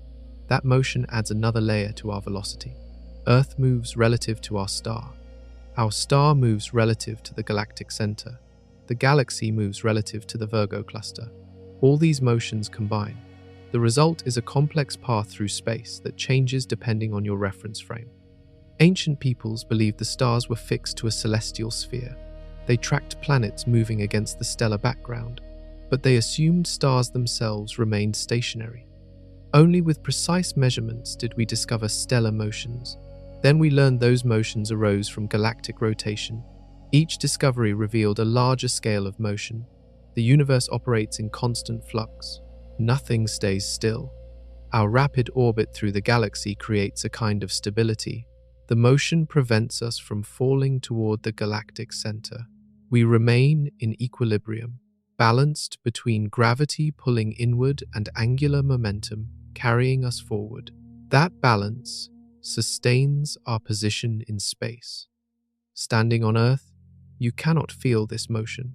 The planet spins on its axis, orbits our star, and races through the galaxy all simultaneously. Yet you experience none of it directly. Only careful observations reveal the truth. We exist in perpetual motion through space, blind to our own speed. Surrounding our star, surrounding us, stretches a bubble carved by ancient violence. Our star floats inside a cavity carved by violence. The local bubble stretches roughly 1,000 light-years across, a region of space where gas density drops to 1/10 of normal levels. We sit near the center of this void, surrounded by walls of compressed gas that mark where ancient supernovae shocked their surroundings. The bubble exists as a monument to stellar death, a scar left by explosions that occurred millions of years ago. Multiple supernovae created this structure.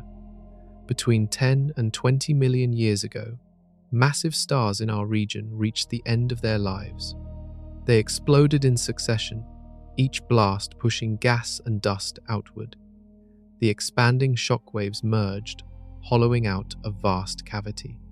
The explosions scattered the dense material that once filled this volume, leaving behind thin, hot gas heated to millions of degrees. Temperature inside the local bubble reaches around 1 million degrees. That sounds impossibly hot, and it is. But gas density drops so low that you would freeze rather than burn if you floated inside it. Heat is energy per particle. Temperature measures average particle velocity. In extremely low-density gas, few particles exist to transfer that energy. Each particle moves fast, but collisions happen rarely. The bubble's walls glow faintly in X-rays.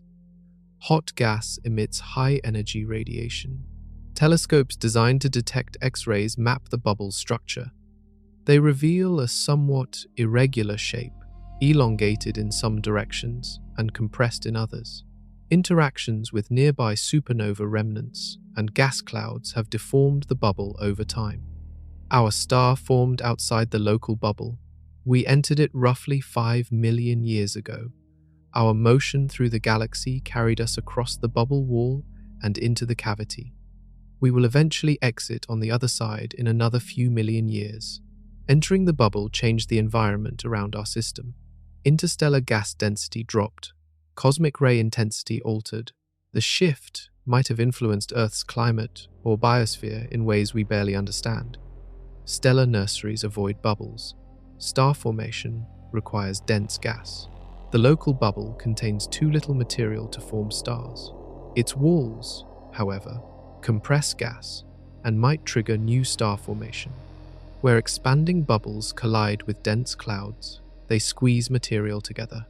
Gravity then takes over, leading to new stellar births.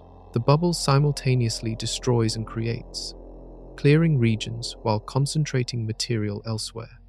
Similar bubbles exist throughout the galaxy. Wherever massive stars cluster together, their eventual explosions carve cavities.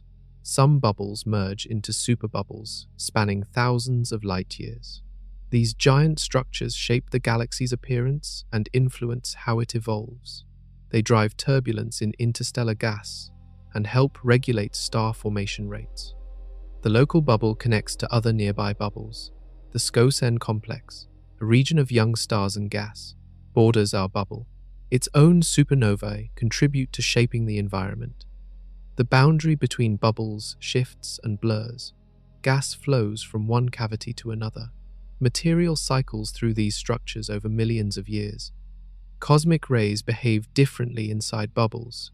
These high-energy particles travel through space, occasionally striking Earth's atmosphere and creating showers of secondary particles.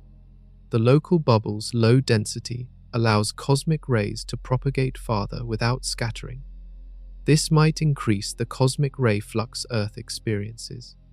Some researchers speculate this could influence atmospheric chemistry or cloud formation. The evidence remains uncertain, but the possibility intrigues scientists. The bubble protects us in some ways. Dense interstellar clouds can block starlight and emit radiation. The local bubble's low density provides clear sightlines. Astronomers can observe distant objects without significant obscuration. This transparency benefits observations but also exposes us to radiation from farther away. Mapping the local bubble required decades of work. Astronomers measured distances to nearby stars and gas clouds. They tracked the distribution of neutral hydrogen using radio telescopes. They analyzed X-ray emission from hot gas. Slowly, the bubble's shape and extent emerged from the data. We now know we live inside this structure, though details about its exact boundaries and history remain unclear. The bubble reminds us that space is not empty and uniform. Regions differ dramatically in temperature, density, and composition. Our location within the galaxy influences what we observe and perhaps even planetary conditions. We orbit through a dynamic galaxy where supernova remnants, gas clouds, and stellar winds create ever-changing environments. But our galaxy is not alone. Another massive spiral galaxy barrels toward us through the darkness. 2.5 million light-years away, the Andromeda Galaxy dominates the night sky of its local region. This massive spiral contains roughly 1 trillion stars, dwarfing our Milky Way's few hundred billion. Andromeda appears as a faint smudge to the naked eye from Earth, deceptively peaceful. That appearance hides a terrifying truth. Andromeda rushes toward us at 75 miles per second. The collision is inevitable. In roughly 4 billion years, Andromeda will arrive. The two galaxies will slam together in a cosmic merger that reshapes both. Stars will not actually collide. Space between stars remains so vast that direct impacts are unlikely. But gravitational chaos will scatter stars across enormous distances. Our star might be flung into intergalactic space. It might plunge toward the merged galactic core. The stable orbit we currently enjoy will end. Computer simulations show how the merger will unfold. The galaxies will pass through each other during the first encounter. Tidal forces will stretch both spirals, creating long streamers of stars pulled into space. The galaxies will separate, slow down, then fall back together for a second pass. Multiple encounters over hundreds of millions of years will gradually merge the two systems into one giant elliptical galaxy.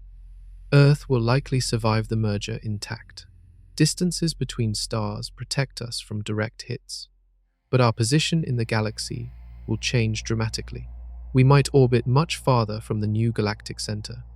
We might sink closer to the core, where star density increases.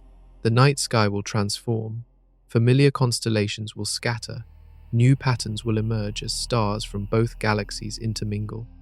The merged galaxy has already been nicknamed Milkomeda or Milkdromeda.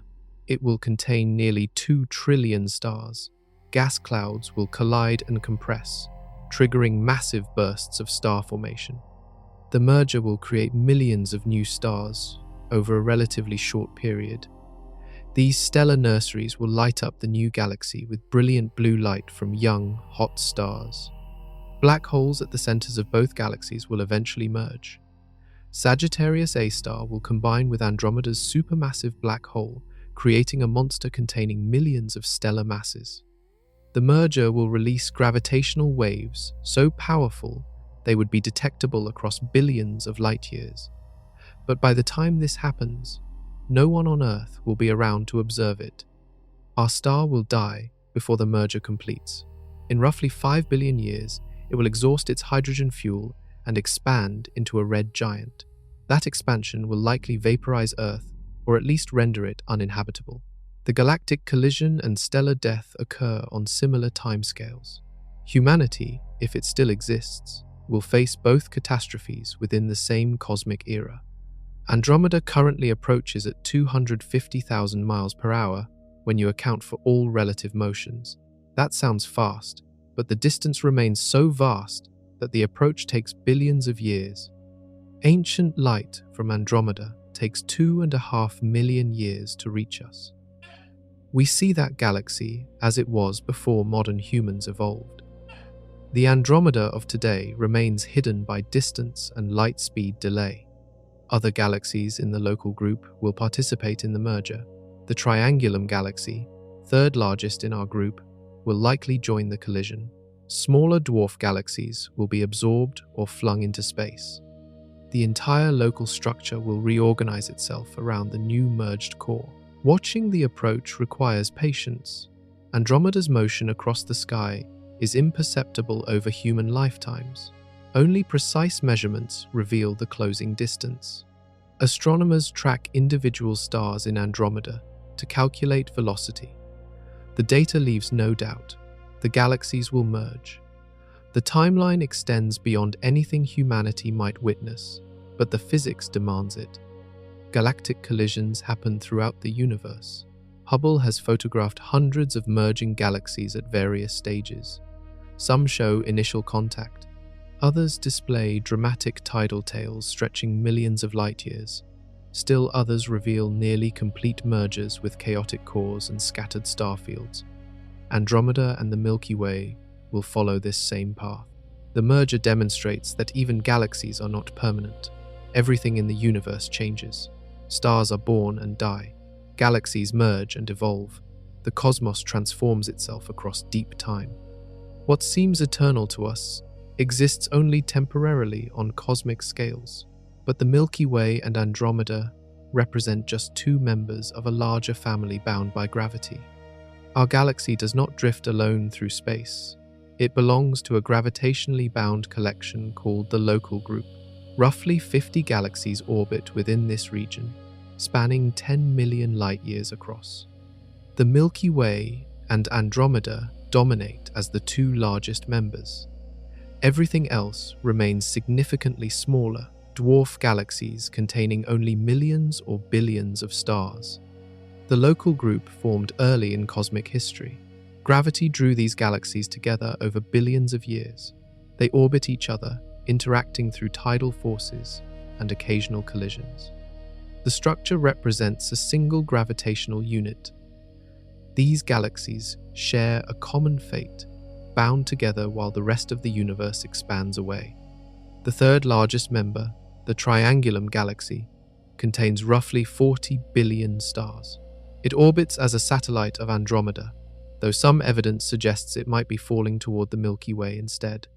The dynamics remain unclear.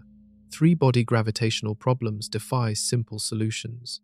Triangulum will participate in the eventual merger, but exactly how remains uncertain.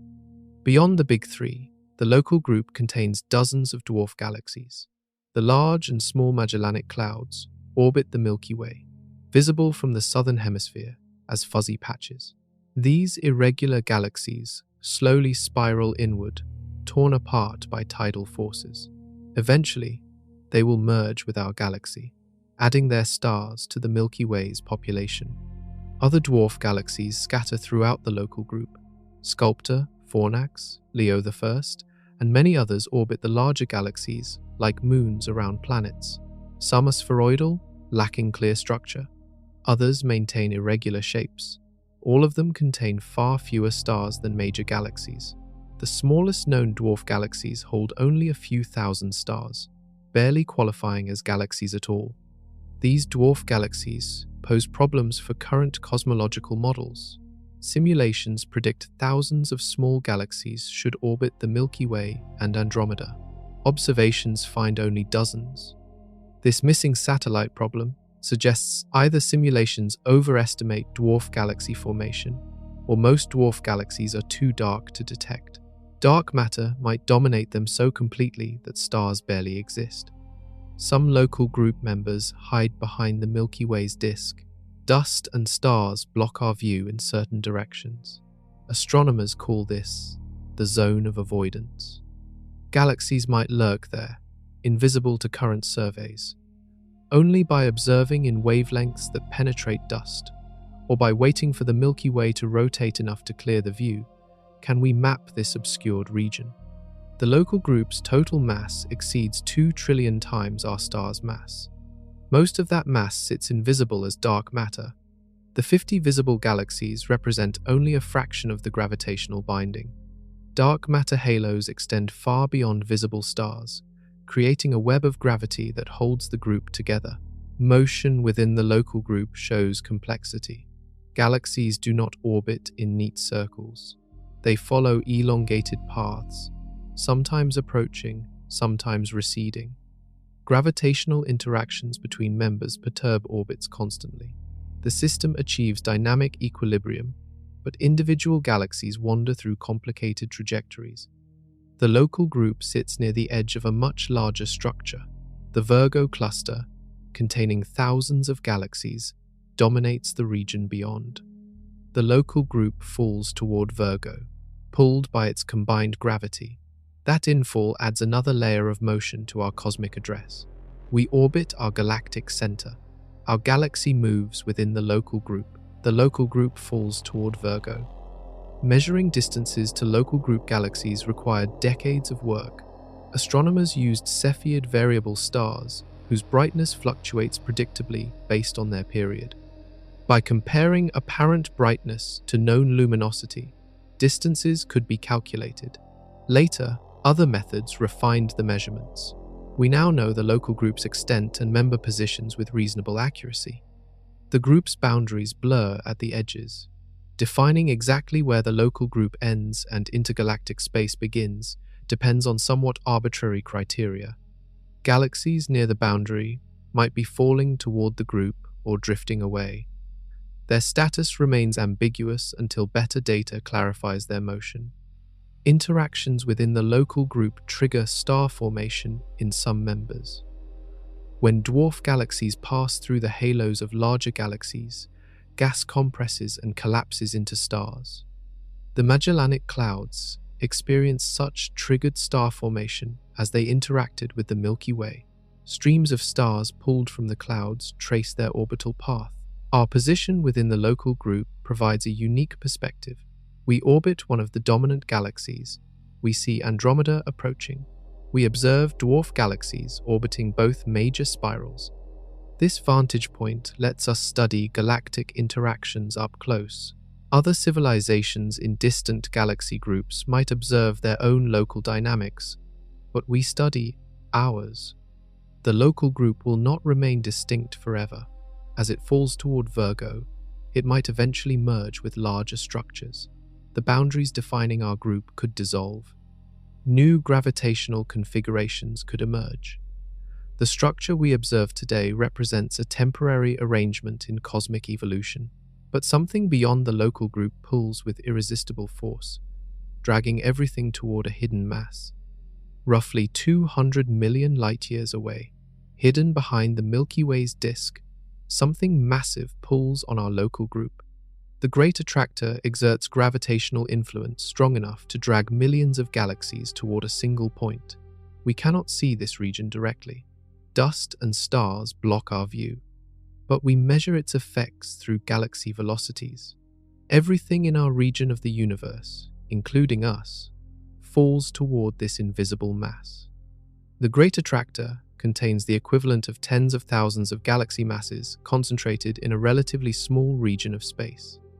That concentration creates a gravitational well deep enough to affect galaxy clusters hundreds of millions of light-years away. Our local group moves toward it at roughly 1,300,000 miles per hour. We cannot resist. The pull operates over scales too vast for individual galaxy groups to counteract. Astronomers discovered the Great Attractor by mapping galaxy velocities. The universe expands, carrying galaxies away from each other, but local gravity creates deviations from smooth expansion. By measuring these deviations, astronomers traced motion patterns. Multiple galaxy clusters all moved in the same direction toward a point hidden behind the Milky Way's zone of avoidance. The region contains the Norma cluster, a massive collection of galaxies partially visible through gaps in the dust. But the Norma cluster alone does not account for the observed gravitational pull. Something larger exists there, either concentrations of dark matter we cannot detect, or additional galaxy clusters hidden by dust. X-ray observations have revealed some hidden clusters by detecting hot gas between galaxies. Those clusters contribute to the total mass, but questions remain. Later surveys suggested the Great Attractor itself falls towards something even larger.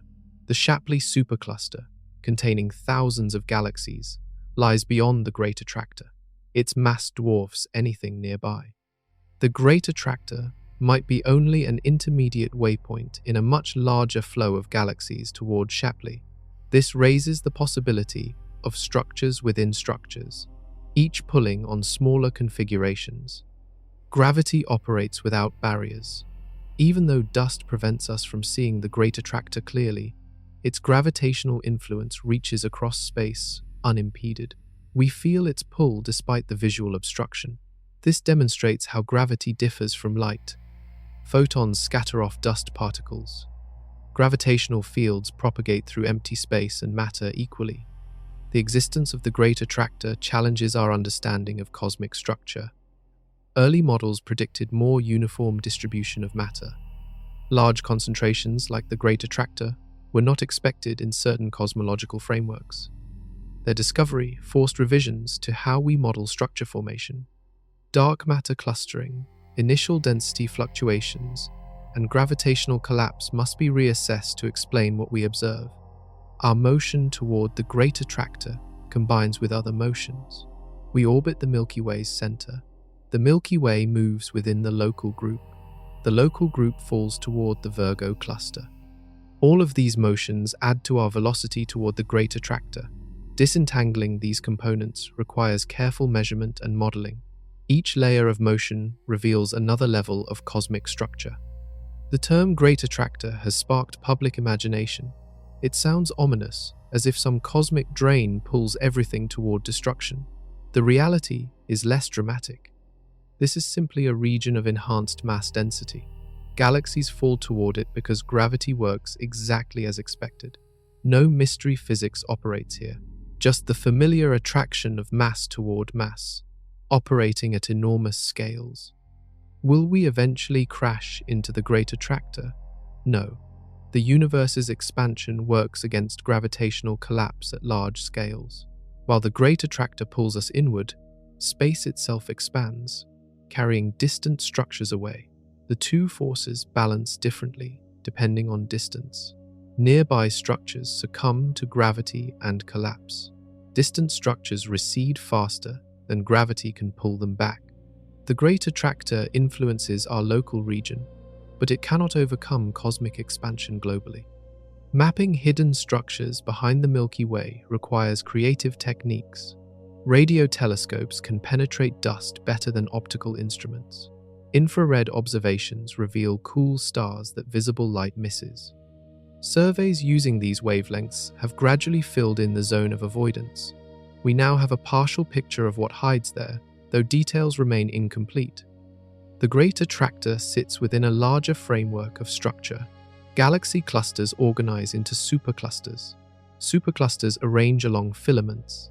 These filaments form a cosmic web that spans the observable universe. The Great Attractor represents one node in this web, a dense region where filaments intersect. Understanding it requires understanding the larger web. Beyond this localized pull, an even grander organization shapes how galaxies distribute themselves across space. Our galaxy resides within a vast structure that organizes roughly 100 galaxy groups and clusters. The Virgo supercluster spans 110 million light-years across and contains roughly 47,000 galaxies. These galaxies arrange themselves in a flattened disk shape, dominated by the Virgo cluster near the center. The entire structure rotates slowly, though at scales so vast that one rotation takes hundreds of billions of years. The Virgo cluster itself contains over 1,000 galaxies packed into a region only 15 million light-years across. By cosmic standards, that density qualifies as crowded. Galaxies interact frequently through gravitational encounters. Some merge, others pass close enough that tidal forces strip away stars and gas. The cluster core glows with combined starlight from hundreds of giant elliptical galaxies. At the center of the Virgo cluster sits Messier 87, a supergiant elliptical galaxy. This monster contains roughly 1 trillion stars and hosts a black hole billions of times more massive than our star. The Event Horizon Telescope photographed this black hole in 2019, producing the first direct image of an event horizon. The photo showed a glowing ring of matter surrounding a dark central shadow. That shadow marks where light cannot escape. Our local group orbits on the outskirts of the Virgo supercluster. We sit roughly 65 million light-years from the Virgo cluster center. Gravity from the cluster pulls on us, affecting our motion through space.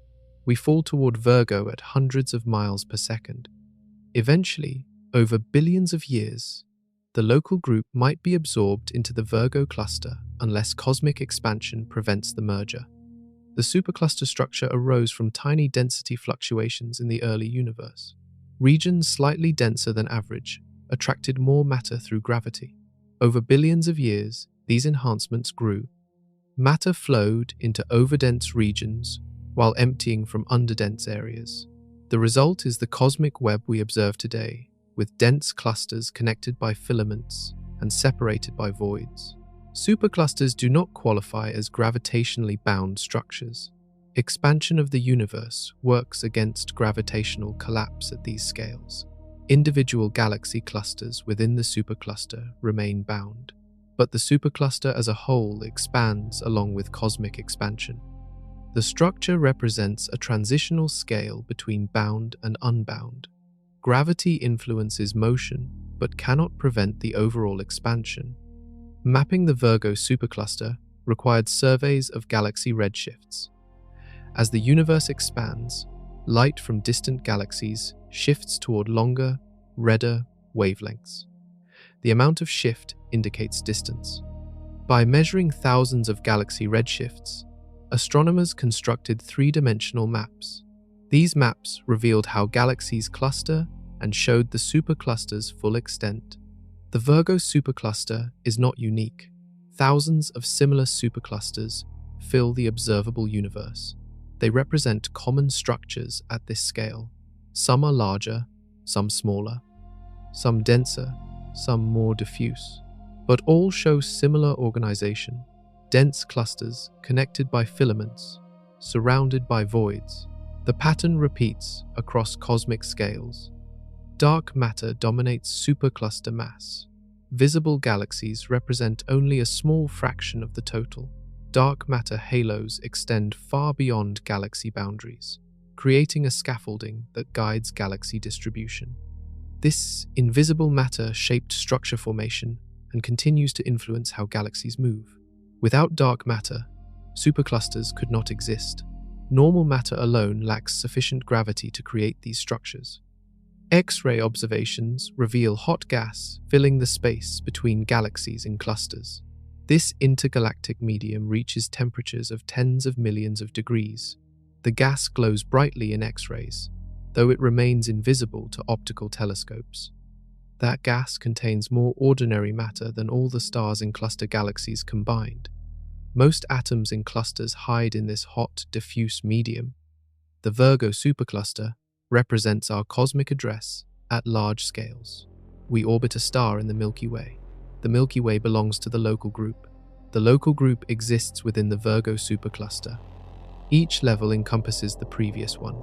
The hierarchy of structure organizes the universe from small to large, but recent discoveries reveal that the Virgo supercluster itself forms part of something even more immense. Our address extends farther than anyone suspected.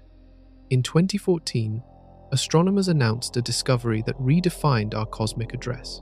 The Virgo supercluster, long considered our largest gravitational structure, turned out to be only a small lobe of something vastly bigger. Laniakea, meaning immeasurable heaven in Hawaiian, spans 520 million light-years across and contains 100,000 galaxies. This supercluster of superclusters represents our true home in the universe. Laniakea was discovered by mapping galaxy flows.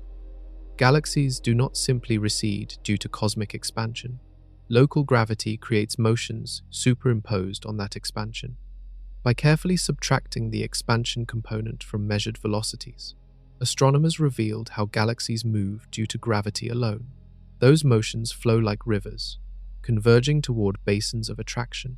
Laniakea represents one such basin, a gravitational watershed containing everything that flows toward a common point. The boundary of Laniakea is defined by where galaxy flows diverge. On one side, galaxies fall toward our basin of attraction. On the other side, they fall toward different basins. This dividing line marks the edge of our supercluster. The definition feels abstract, but it provides a clear, physical way to delineate structure at these scales. 4 major components make up Laniakea. The Virgo supercluster forms one lobe, the Hydra Centaurus supercluster, the Pavo-Indus supercluster, and the Southern supercluster complete the structure. These formerly separate entities connect through tendrils of galaxies and dark matter. Together, they create a web of mass that spans hundreds of millions of light-years. At the heart of Laniakea lies the Great Attractor. Though it does not sit at the geometric center, galaxies flow toward this region from all directions. The Great Attractor serves as a focal point, though Laniakea's structure extends far beyond it. The supercluster's full mass distribution, dominated by dark matter, creates a complex gravitational landscape that guides these flows. Laniakea contains roughly 100 quadrillion times our star's mass. That number becomes meaningless without context. Think of it as 100,000 Milky Way-sized galaxies worth of mass. Even then, the scale defies intuition. This structure represents one of the largest coherent entities in the universe. The supercluster's shape appears irregular and elongated. It stretches across space like a cosmic highway, with dense clusters marking major intersections. Filaments connect these clusters, forming a web. Voids separate the web strands, creating vast, empty regions where few galaxies exist. This sponge-like structure characterizes matter distribution at cosmic scales. Laniakea does not represent a bound structure. Cosmic expansion prevents gravitational collapse at these scales. The The supercluster expands along with the universe. Galaxies within it move apart over time, though their peculiar velocities create temporary convergence toward the great attractor. The structure marks a region of common motion, not a permanent gravitational system. Naming superclusters follows no strict rules. Astronomers often choose names based on constellations or cultural references.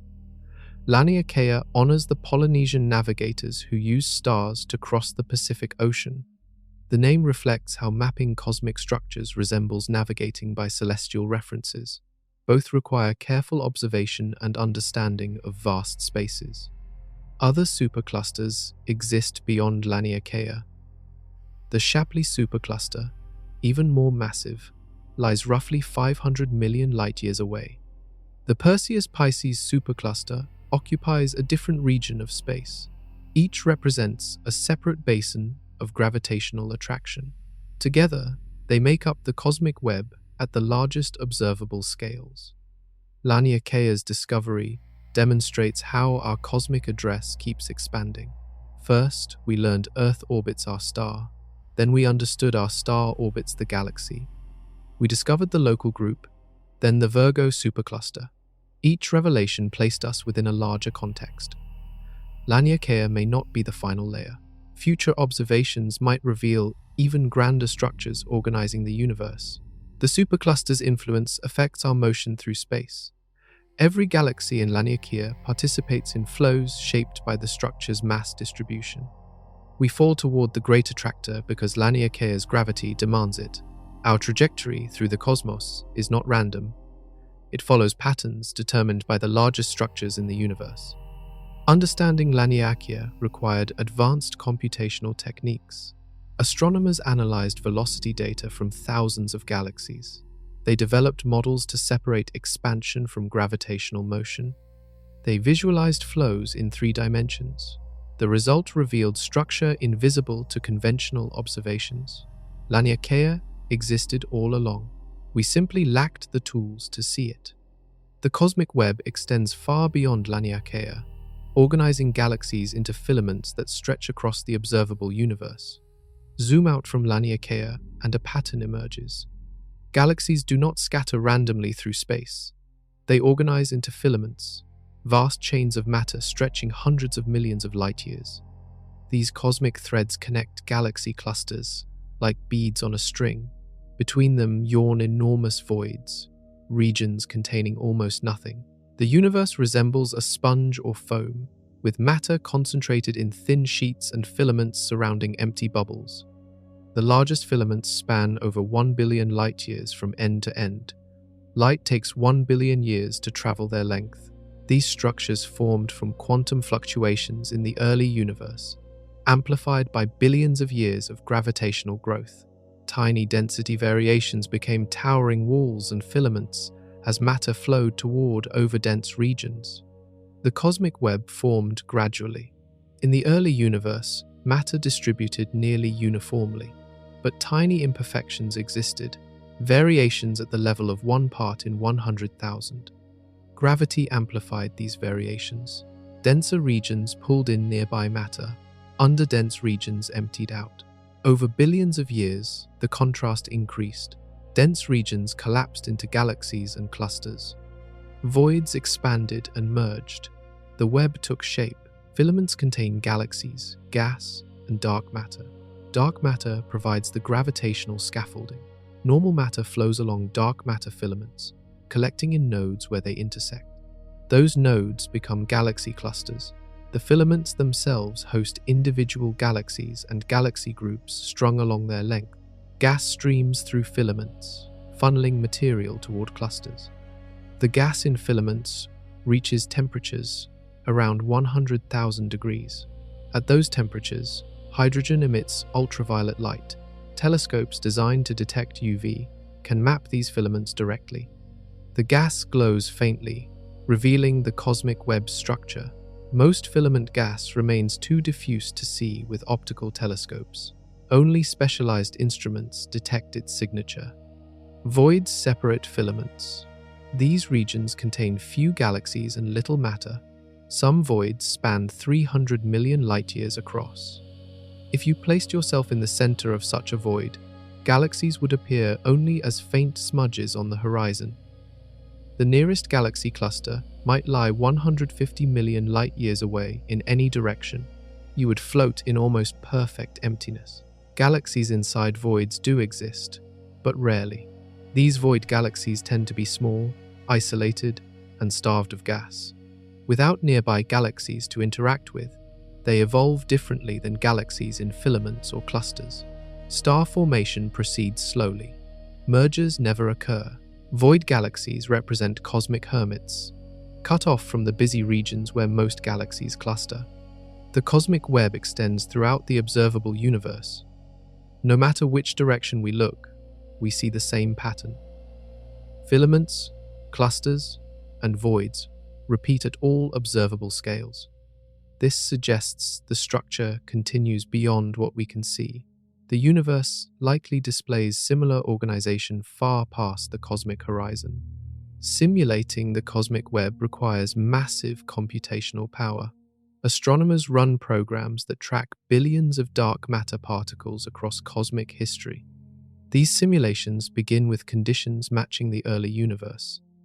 Then they let gravity operate, watching structure grow over billions of simulated years. The results match observations remarkably well. Simulated webs look like the real cosmic web. One specific filament connects the Virgo supercluster to the Coma cluster. This bridge spans roughly 300 million light-years. Galaxies line its length, with gas and dark matter filling the space between. The filament guides matter flow between the two clusters. Galaxies migrating along the filament eventually join one cluster or the other. Filaments slowly drain into clusters. Gravity from massive clusters pulls on filament material. Galaxies, gas, and dark matter slide along the web toward dense nodes. Over billions of years, filaments thin as their matter accretes onto clusters. The web gradually reorganizes itself, driven by gravity's relentless pull. The web's existence confirms predictions from cosmological theory. The standard model of cosmology, incorporating dark matter and dark energy, predicts exactly this type of structure.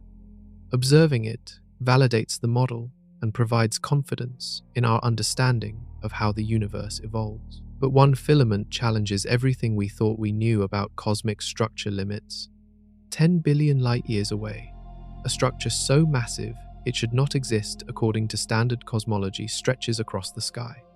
The Hercules Corona Borealis Great Wall spans roughly 10 billion light-years from end to end. This makes it the largest known structure in the observable universe. Its existence challenges fundamental assumptions about how the cosmos organizes itself at the largest scales. The Great Wall consists of galaxy clusters aligned along a filament. These clusters are not randomly scattered. They follow a coherent pattern extending across a significant fraction of the observable universe. The structure's discovery came from mapping gamma-ray bursts, the most powerful explosions in the universe after the Big Bang. These bursts cluster along the Great Wall, revealing its extent. Cosmological principle states that the universe should look roughly the same in all directions when viewed at large enough scales. Structures should not exceed a certain size limit.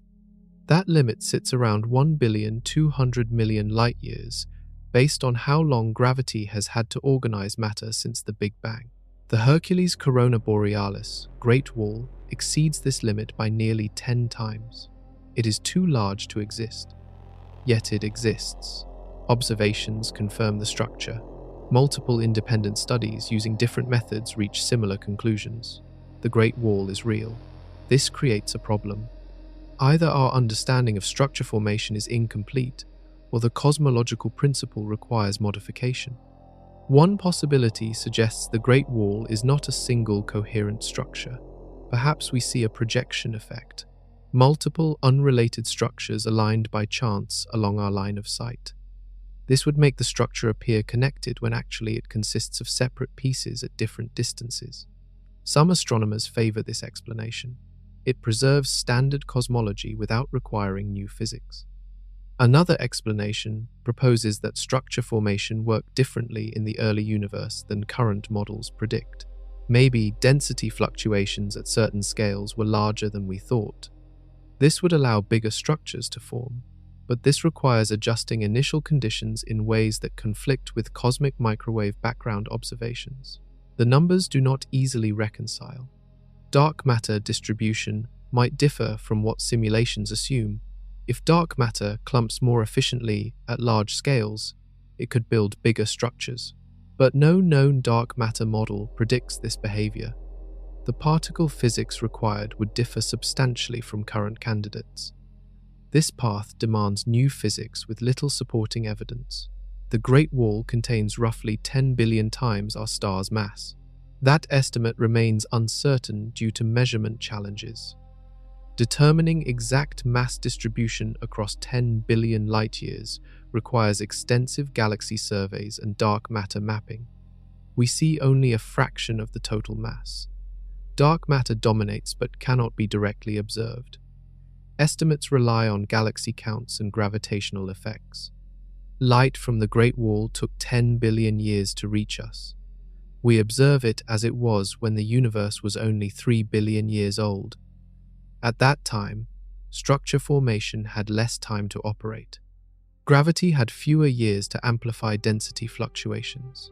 This makes the structure's size even more puzzling. It formed too early to reach such scales under standard models. Some cosmologists remain skeptical about the Great Wall's reality. They argue that statistical analysis used to identify it might be flawed. Clustering could be random coincidence rather than physical connection. More data is needed to definitively confirm or refute the structure. Upcoming surveys will map more galaxies and gamma-ray bursts, clarifying whether the Great Wall truly exists as described. If confirmed, the Great Wall forces us to reconsider cosmic structure limits. Perhaps no hard limit exists. Maybe given enough space and time, arbitrarily large structures can form. This would profoundly change our understanding of cosmological evolution. It would suggest the universe organizes itself at scales beyond what we imagined possible. The Great Wall marks the edge of known structure, beyond individual objects, beyond clusters, beyond superclusters and filaments. This entity represents the largest organizational unit we have found. Whether it is the true limit or merely the current observational boundary remains unknown. The universe might harbor even larger structures waiting to be discovered. But massive as these structures are, they are solid matter compared to the vast empty regions that separate them. Between galaxy filaments sits something unsettling. The Boötes void stretches 330 million light-years across, nearly spherical, containing almost nothing. This supervoid occupies a region where roughly 3,000 galaxies should exist based on average cosmic density. Instead, we find only 60. The rest vanished or never formed, leaving a hole in the fabric of cosmic structure. The void was discovered in 1981 during a galaxy survey. Astronomers measured galaxy redshifts to map three-dimensional positions. In one region, barely any galaxies appeared. At first, researchers suspected instrumentation errors. No region of space should be that empty, but repeated observations confirmed the finding. A genuine void existed, larger than anything previously known. Standing in the center of the Boötes void would present a disturbing sight.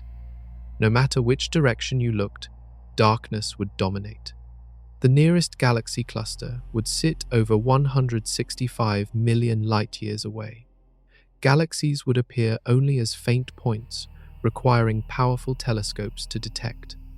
The isolation would be absolute. You would occupy the emptiest known region of space.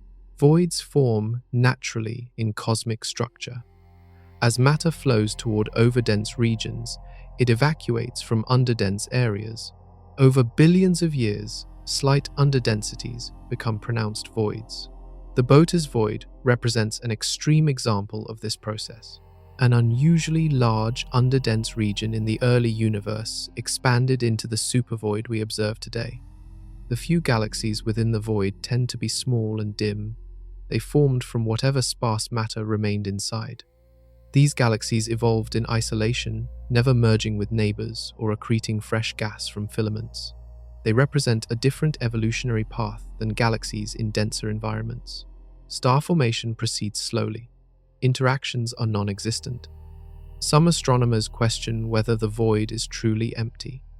Perhaps dark matter fills it, invisible to current detection methods. If dark matter distributed differently than we assume, the void might contain significant mass despite lacking visible galaxies. This remains speculative. We measure dark matter through gravitational effects on visible objects. With few galaxies present, inferring dark matter distribution becomes difficult. The void's size challenges structure formation models similar to how the Great Wall does. Voids should not grow this large in the time available since the Big Bang. Simulations produce smaller voids on average. The Botez void sits at the extreme tail of size distribution, possible but rare. Finding it might be a statistical fluke, or it might indicate models underestimate how large voids can become. Other supervoids exist. The Eridanus supervoid spans approximately 1 billion light-years across, though its boundaries remain less well-defined than Botez. These structures are harder to detect than galaxy clusters. You cannot see them directly. You must map what is not there by surveying what is present and noting the absences. This makes void catalogues less complete than cluster catalogues. Cold spots in the cosmic microwave background might correlate with supervoids. When light passes through voids, it experiences a slight energy loss due to the integrated gravitational potential. This creates cold spots in the microwave background temperature map. Some observed cold spots align with known supervoids, though the correlation remains debated. Not all voids produce detectable imprints. The void's influence on nearby structure remains minimal. It does not pull galaxies inward because it contains little mass. Voids are passive features, regions gravity forgot to fill. They affect cosmic evolution by creating space where galaxies cannot form, but they exert no active influence on surrounding areas. Traveling across the Botez void at light speed would take 330 million years. Starting from one edge, you would race through nearly empty space for that entire duration. Occasional small galaxies would flash past every few million years. Otherwise, nothing would mark your passage. The void offers no landmarks, no interesting features, just emptiness on an incomprehensible scale. The void reminds us that the universe consists mostly of nothing. Matter concentrates in narrow filaments and nodes. Everything between is vacuum, sprinkled with occasional isolated galaxies. We focus on where galaxies cluster because that is where activity happens. But measured by volume, voids dominate. The universe is more empty space than anything else. Yet, even more mysterious than vast voids is a phenomenon suggesting something beyond our observable universe tugs on everything we can see. Galaxy clusters in one region of the sky move differently than expected. They drift in a common direction at speeds around 1,800,000 miles per hour, independent of cosmic expansion. This motion, called dark flow, suggests something massive beyond our observable universe pulls on everything we can see. The existence of dark flow challenges the assumption that our observable region represents a typical sample of the entire cosmos. The discovery came from studying the cosmic microwave background. When light from this ancient radiation passes through galaxy clusters, it gains a tiny energy boost. This effect, called the Sunyaev-Zeldovich effect, allows astronomers to measure cluster velocities. By analyzing hundreds of clusters, researchers found a coherent motion superimposed on random velocities. The clusters move together, flowing toward a point beyond the observable universe's edge. The flow direction points roughly toward the constellation Centaurus, but the source lies far beyond anything we can observe. Light from that region has not had time to reach us since the Big Bang. Whatever causes dark flow exists outside our cosmic horizon. We see its gravitational effects, but cannot observe the object itself. This raises profound questions about what lies beyond our visible universe. Several explanations for dark flow have been proposed. One suggests massive structures beyond our horizon, perhaps enormous clusters or superclusters far larger than anything in our observable region. Their combined gravity pulls on clusters we can see. This implies our observable universe is not representative of the whole. It sits in a region biased towards certain structures. Another explanation invokes physics from before the Big Bang. If the universe existed before our cosmic epoch, structures from that earlier era might influence matter today. Density variations from pre-Big Bang times could create flows we observe as dark flow. This requires accepting that the Big Bang was not the absolute beginning, merely a transition event. Some physicists propose that dark flow indicates our universe is one bubble in a larger multiverse. Other bubble universes might exert gravitational influence across the boundary separating them. What appears as flow toward empty space could actually be attraction toward another universe. This idea stretches physics beyond current testable limits, but remains theoretically possible. Skeptics question whether dark flow is real. The measurements are difficult and rely on subtle effects in the cosmic microwave background. Systematic errors could mimic a coherent flow.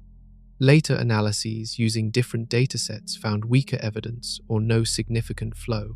The dark flow claim remains controversial. Not all astronomers accept it as confirmed. If dark flow is real, it has profound implications. It would mean our observable universe represents only a small, possibly unrepresentative sample of a much larger cosmos. The true universe might extend far beyond our horizon, containing structures and variations we cannot see. This humbles our cosmic perspective. What we observe would be a tiny window onto something vastly larger.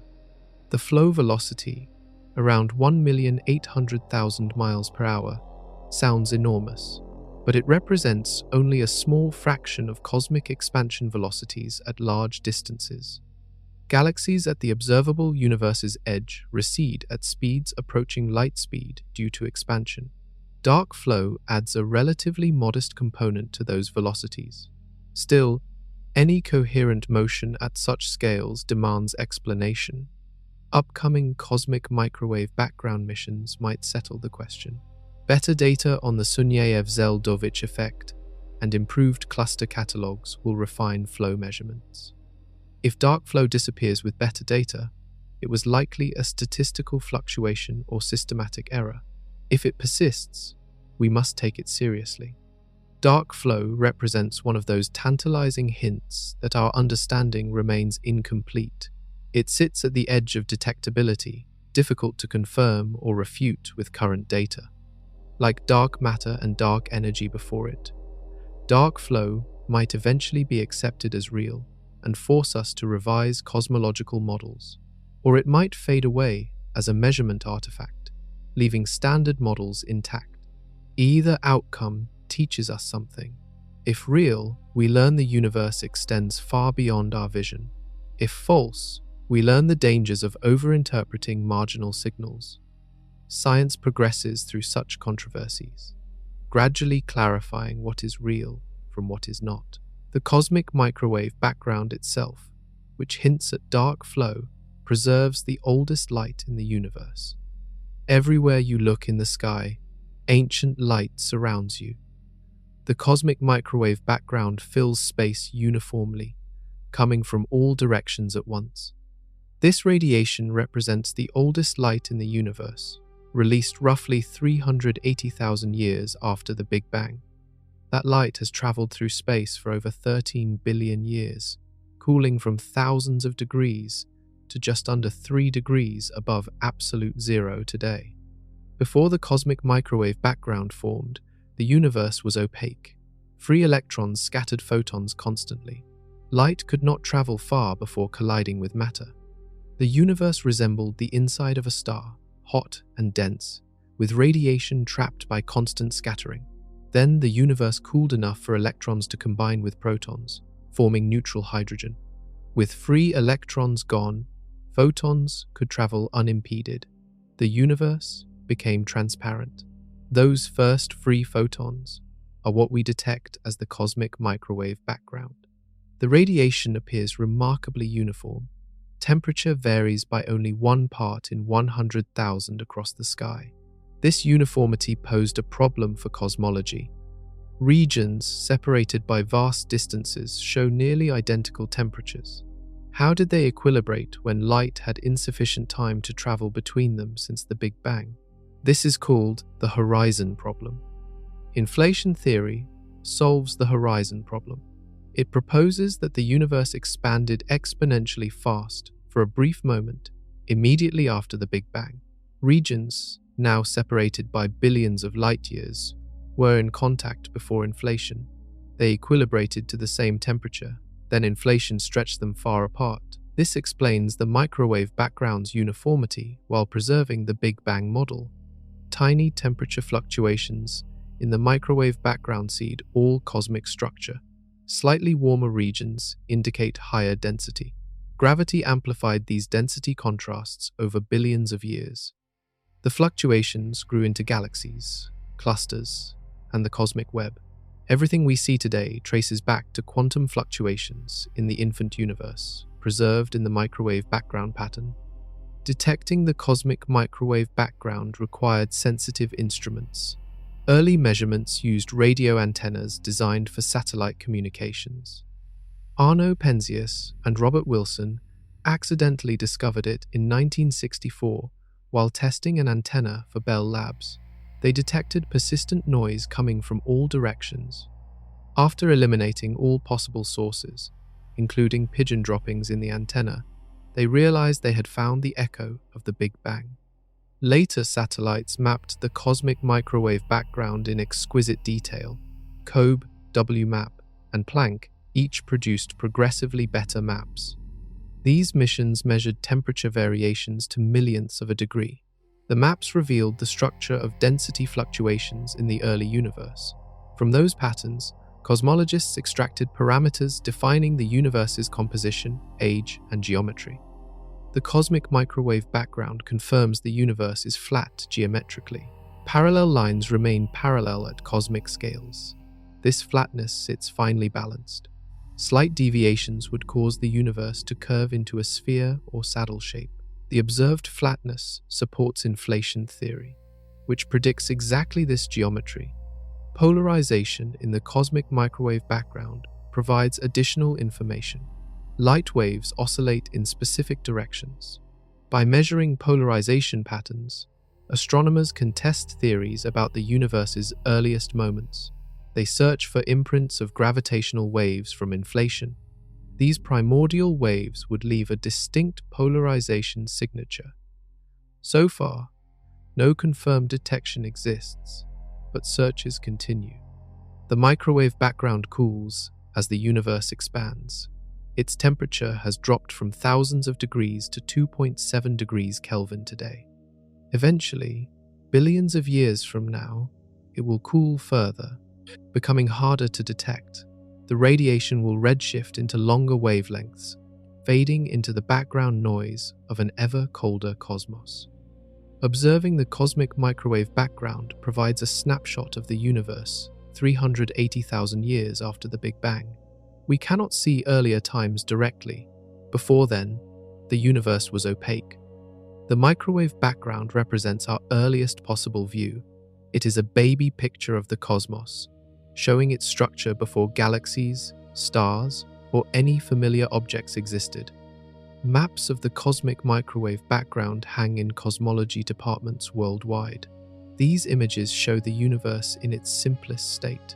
Tiny red and blue splotches indicate warmer and cooler regions.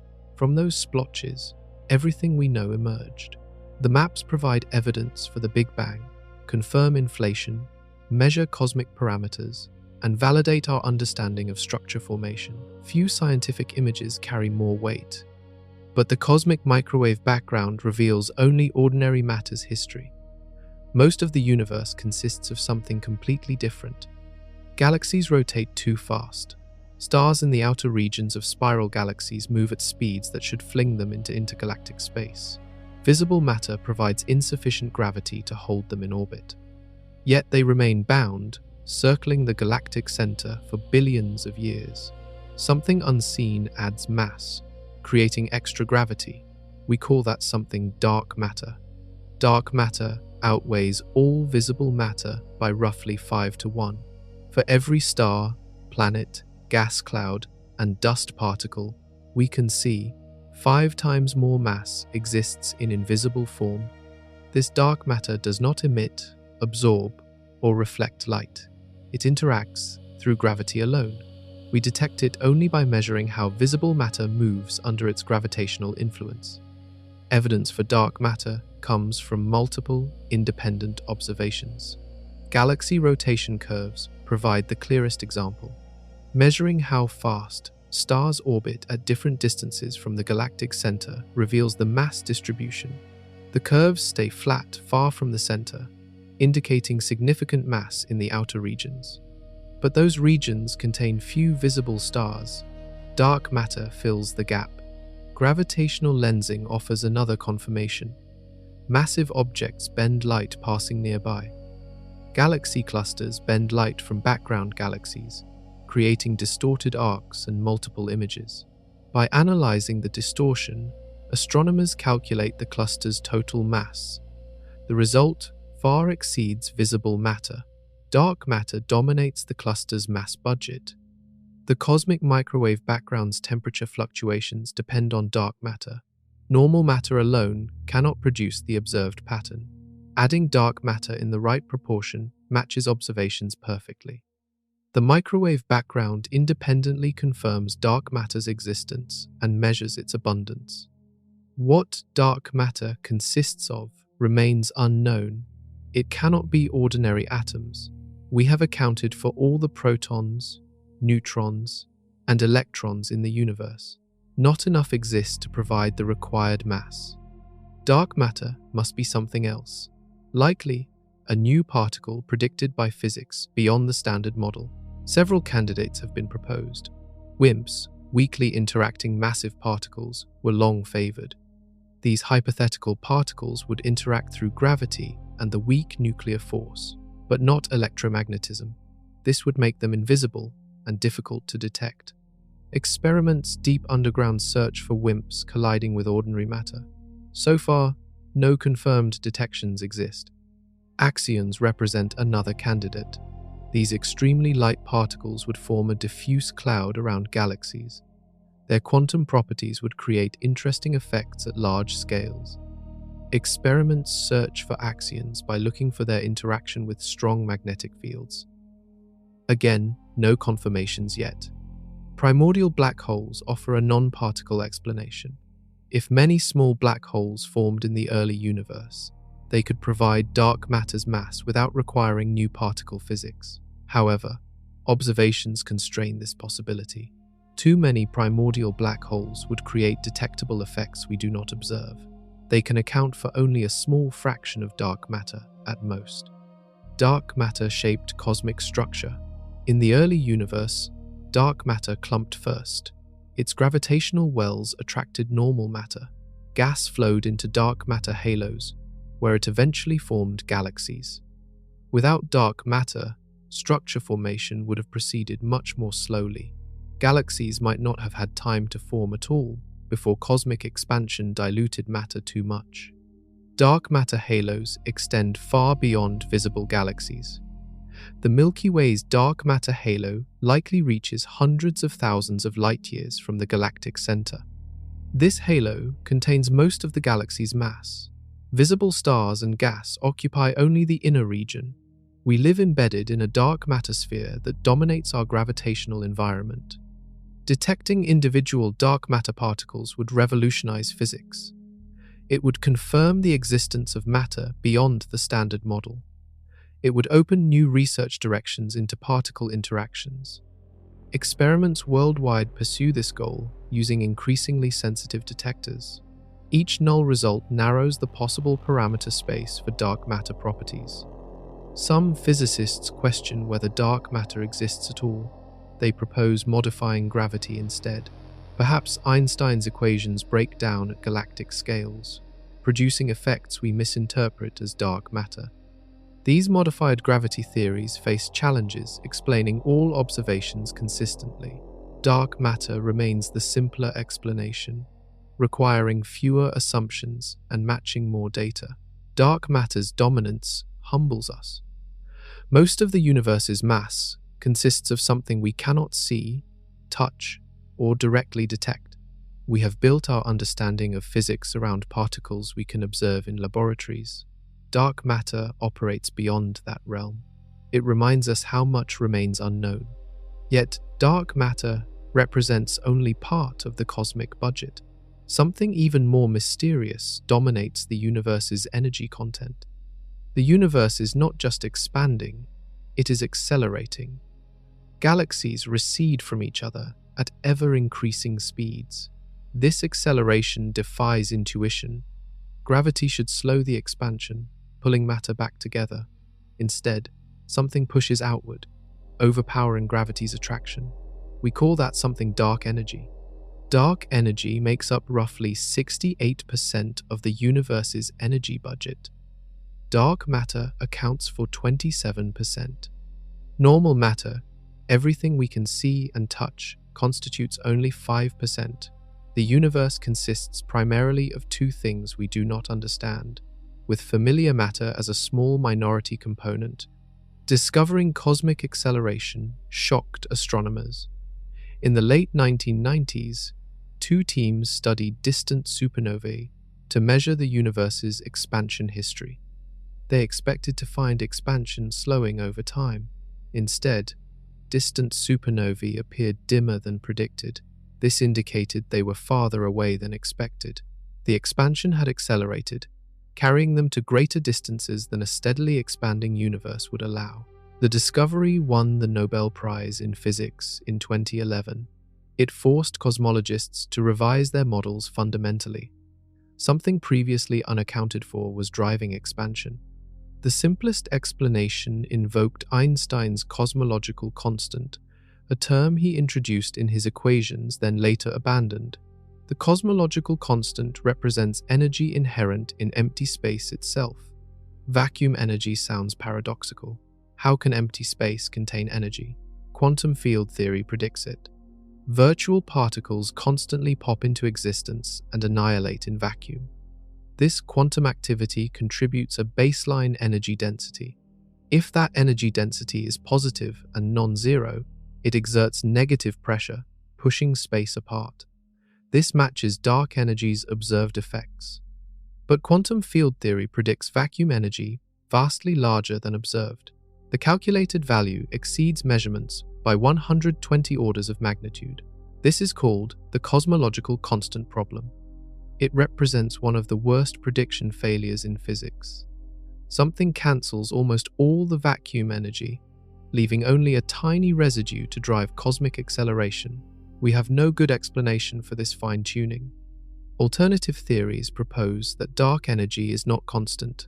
Perhaps it changes over time.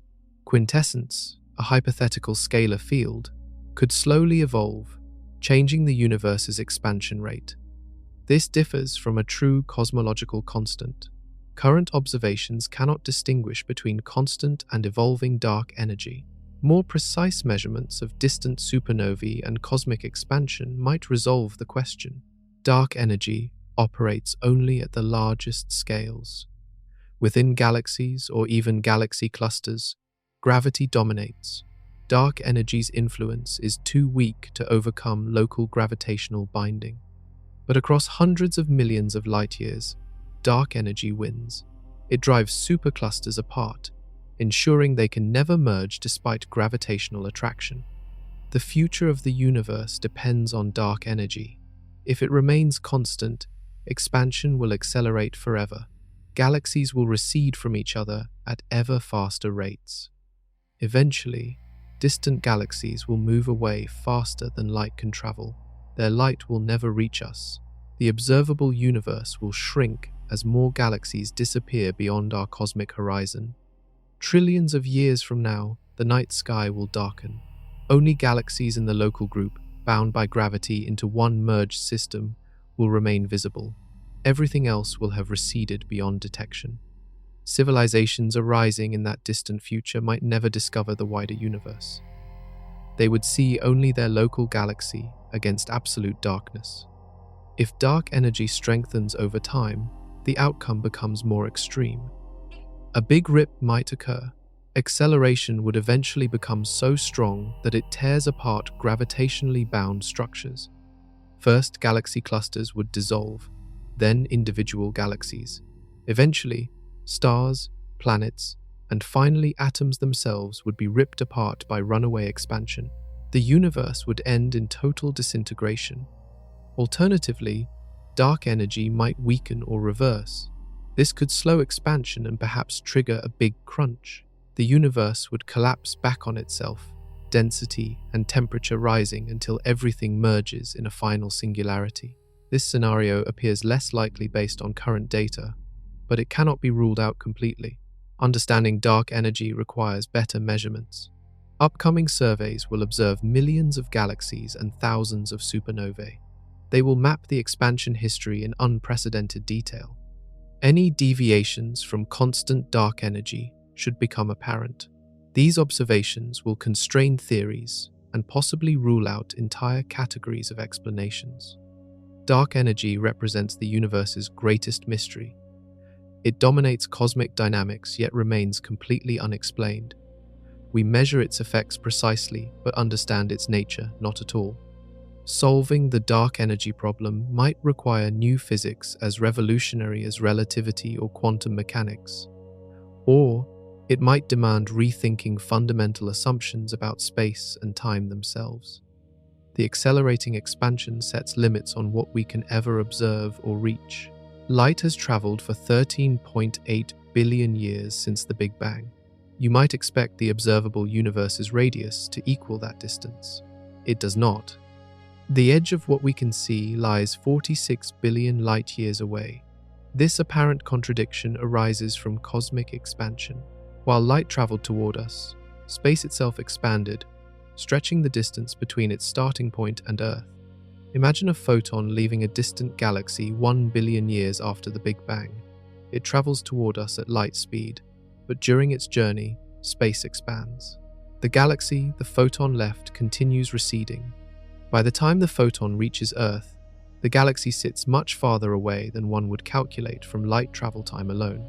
The expansion stretched the separation. The observable universe contains roughly 2 trillion galaxies. Each galaxy holds billions to trillions of stars. The total number of stars exceeds human comprehension. Estimates suggest around 1 septillion stars exist within our cosmic horizon. That number is one followed by 24 zeros. More stars than grains of sand on all Earth's beaches. But the observable universe represents only what light has had time to reach us. The entire universe likely extends far beyond. If the universe is infinite, then infinite galaxies and stars exist beyond our view. We can never observe them. Light from those regions has not had time to arrive.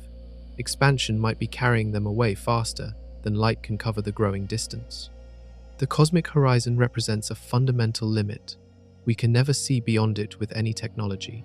Light from beyond the horizon can never reach us. As the universe ages, more distant regions will cross our horizon as their light finally arrives. But cosmic acceleration works against this. Dark energy accelerates expansion. Distant galaxies recede faster over time. Eventually, regions crossing inside our horizon will be offset by regions accelerating beyond it. The horizon creates an observational bubble around us. Every observer in the universe occupies the center of their own bubble. The bubbles overlap partially. Observers in Andromeda see some galaxies we cannot see, and vice versa.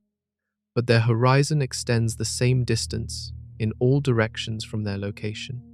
The universe has no special center. Every point is equivalent. Beyond our horizon, the universe might look completely different.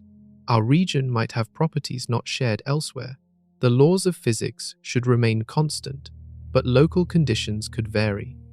Density, expansion rate, and structure might differ in regions we can never observe. We sample only a finite volume of potentially infinite space. Some models propose the universe is finite but unbounded. It wraps back on itself like the surface of a sphere. If you traveled far enough in one direction, you would eventually return from the opposite direction.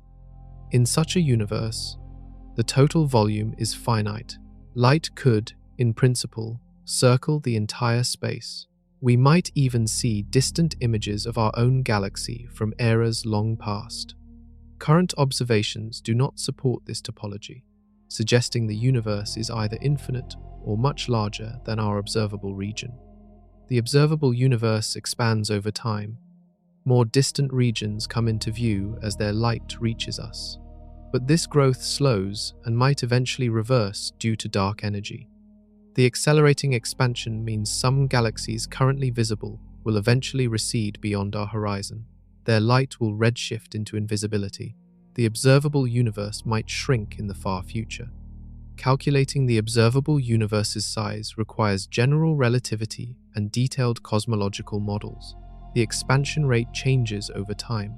Early inflation expanded space rapidly. Later, matter dominated and expansion slowed. Recently, dark energy took over and expansion accelerated again. Integrating these different epochs yields the 46 billion light-year radius.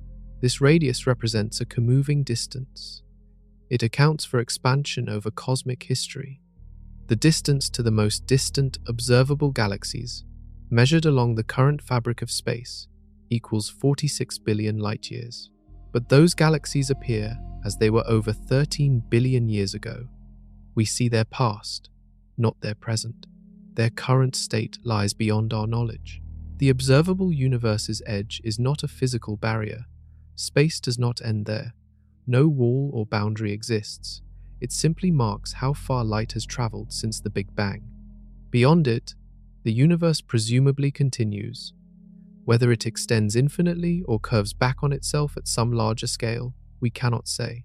Our observations are limited to this 46 billion light-year sphere centered on Earth. Understanding that our view is finite and bounded humbles cosmic perspective. We see only a small, possibly unrepresentative sample of reality.